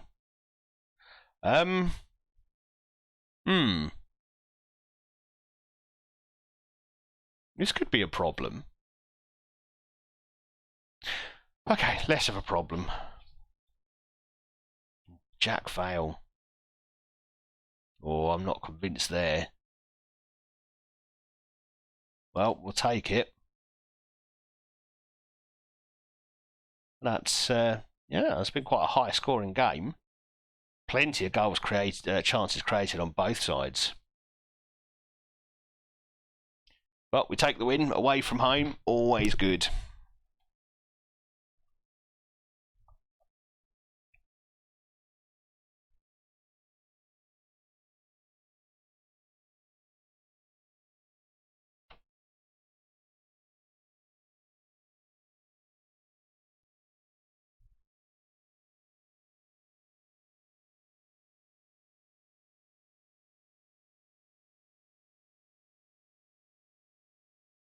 I didn't realise it was a hat-trick from Colombo. I feel bad for not seeing that.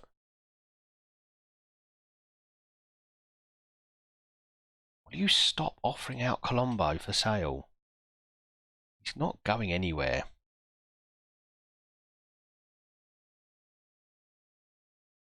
And looking at the calibre of teams coming in for him, I think we're unlikely to be able to stop them. If Juventus come in with a bid, I don't think he's going to be happy with me turning it down.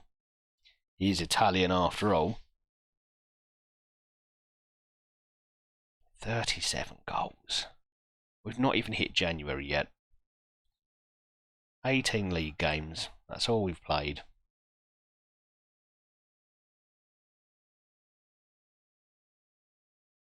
"23 goals in 12 league starts, 2 goals in 4 cup starts, and 12 goals in 10 continental starts." This man is impressive.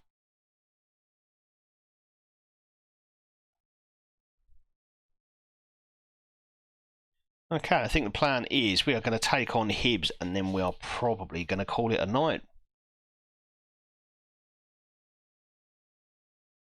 I do enjoy my late night streams.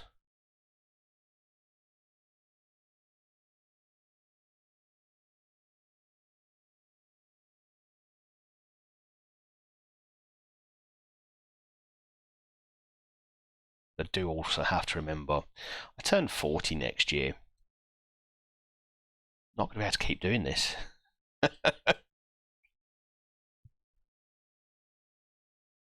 23 million. I think we'd want to see more than that.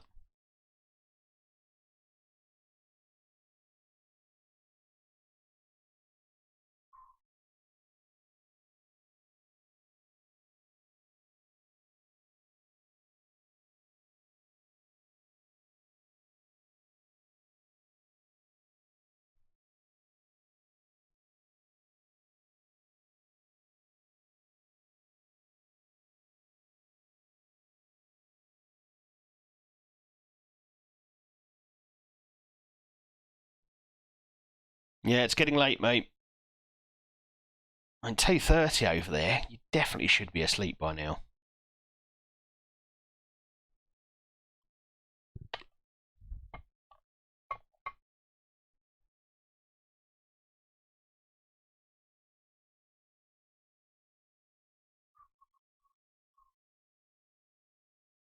Interesting is out of contract at the end of the season.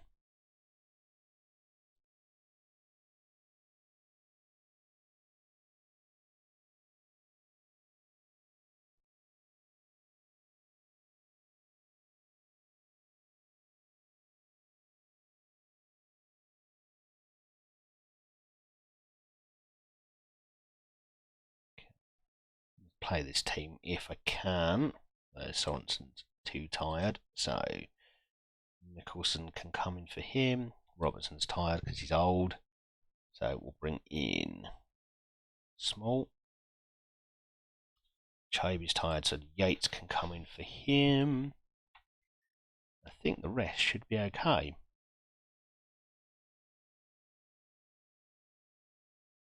Colombo's tired. Going Tyrese Campbell can have a... Actually, let's do that. Let's have Campbell on the right. We'll have Isaac up front and Kovacevic on the left.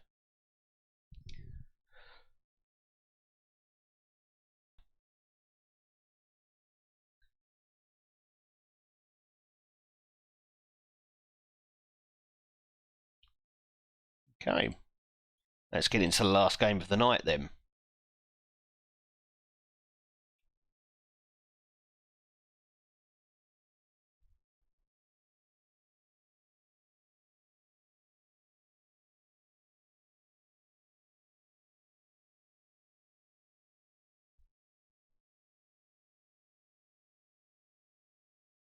I think we've got a decent record against Hibs as Rangers. They always caused us problems as Dundee United, but as Rangers we seem to have got past them most of the time without issue.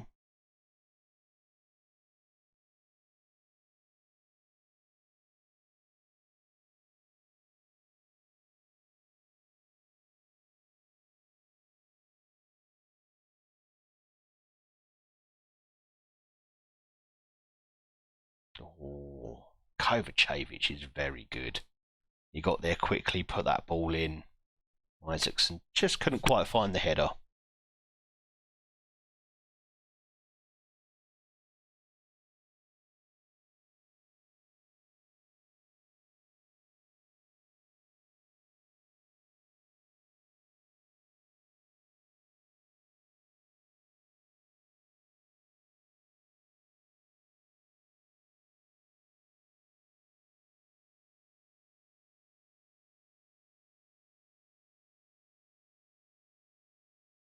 Oh, and it's cleared off the line.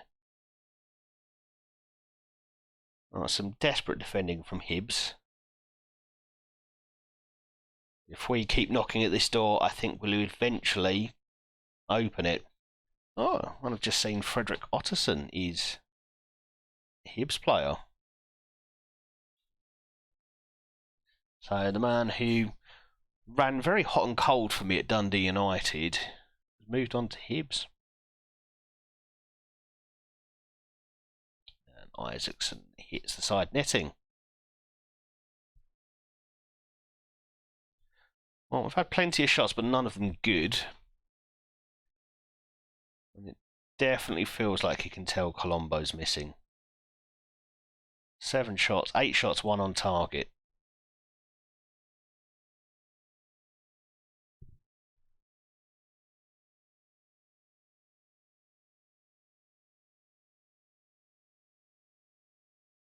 Oh, Diamande's taken a knock. We'll see if we can get him through to half time. And Isaacson with another chance that Colombo would have scored.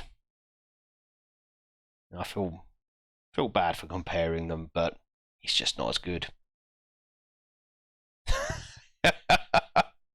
How far back was that? The man's got stamina. I'll give him that. Alright, Chaby can come on.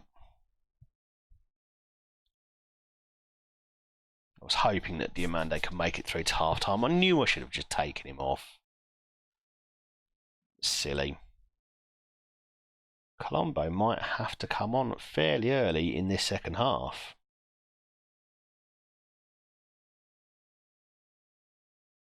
Give it no more than 10 minutes, I think.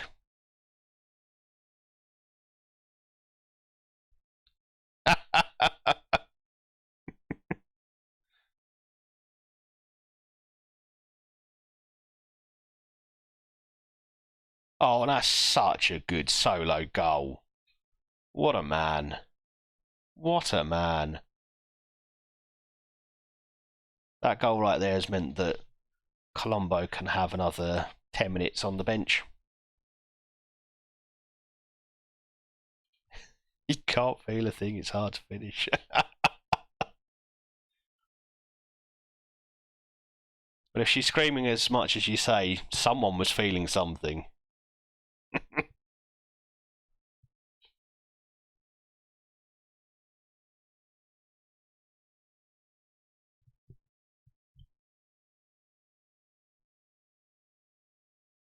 Oh, is that a penalty? Has Isaacson just won us a penalty?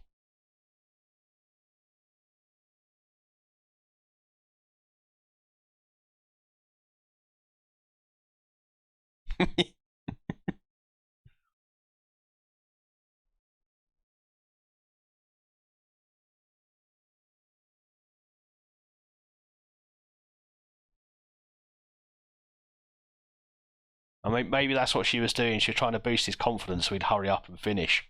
Maybe she was just over it a while ago.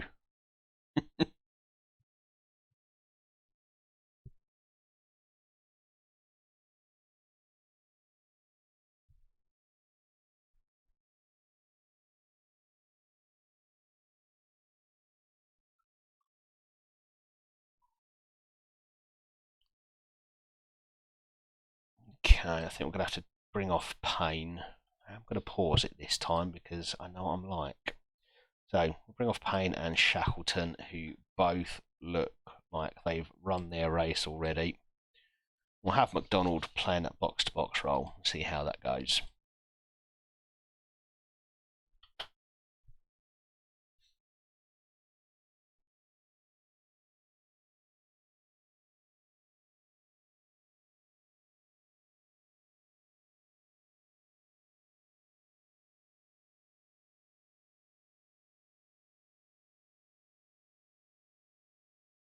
Oh, that's a lovely break.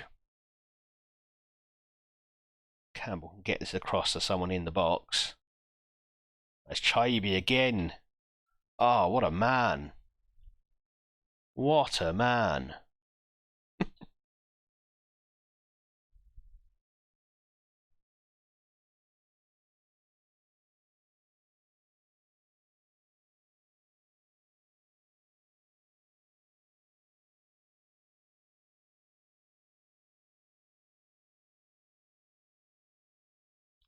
Oh, Hibbs in the league. 10th. I shouldn't be surprised that we're finding this as comfortable as we are.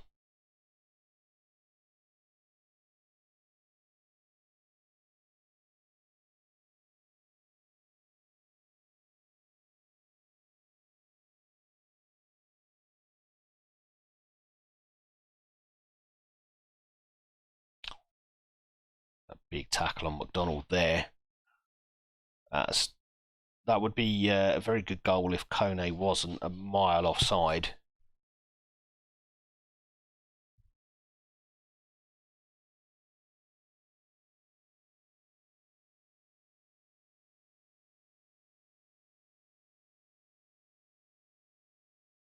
Comfortably offside.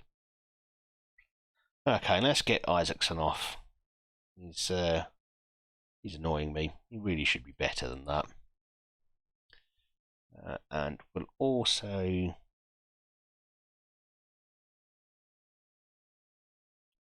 Who else do I want to play again? Let's get Dane Murray on for another one. We'll get Piakowski off. And let's see if we can just see this in.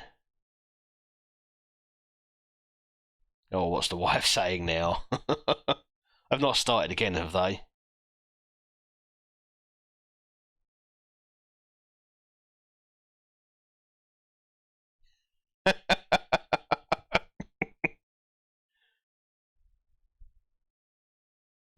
oh, oh, God, was he as loud as she was?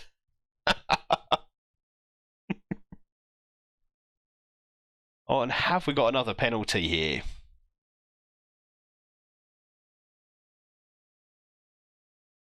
No. I don't think the first one was a penalty, but 2 would have been greedy.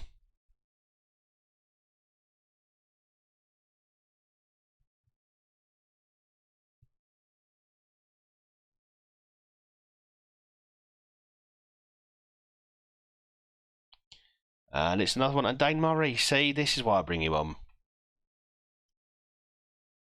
He's big and he can get in the way of the ball. That's all you need from a centre-back.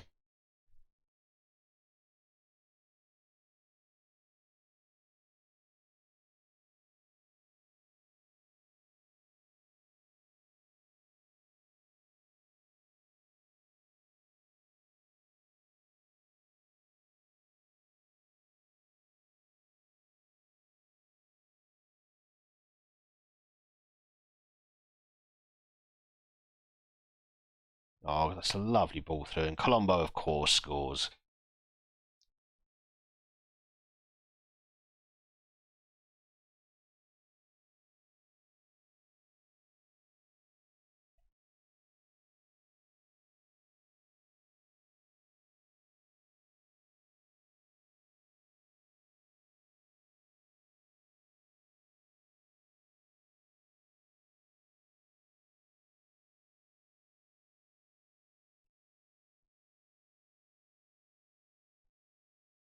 Oh, and that's a mistake from the keeper, and Campbell is not going to get an easier chance all season.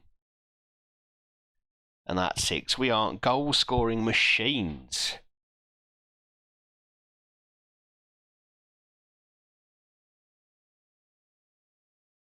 That goal difference of 43 after 19 games is just incredible.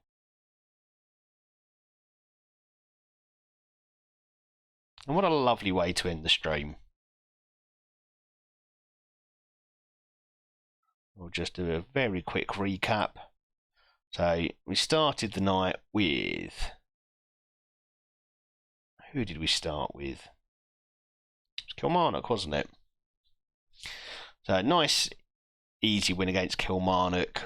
An absolutely incredible win at home to Liverpool, which is one that, again, just like the Atletico game, did not expect to come. Good win against Dundee. Scraped a win against Celtic in a cup semi-final. Lost the next 2, which ruined their unbeaten season. But it was Celtic again who we picked it up against. And then since then, we've not lost one. 1-0 draw away to Gladbach, which is a point I'm fairly happy with. And since then, it's all been quite comfortable. So we've still got a little way to go before we've won this league. We're only halfway through and we're just 1 point ahead of Celtic. But I think we're good enough to do it. Genuinely do think we're good enough to do it.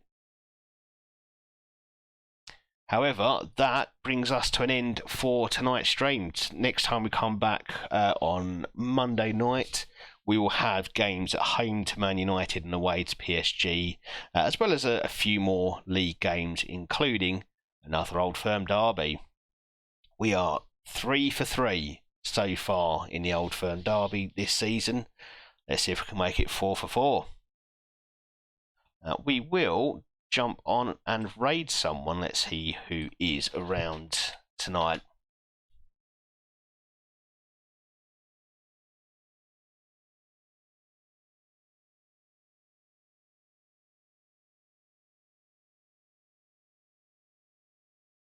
Try someone different tonight, shall we? Let's go and raid Honey Badger.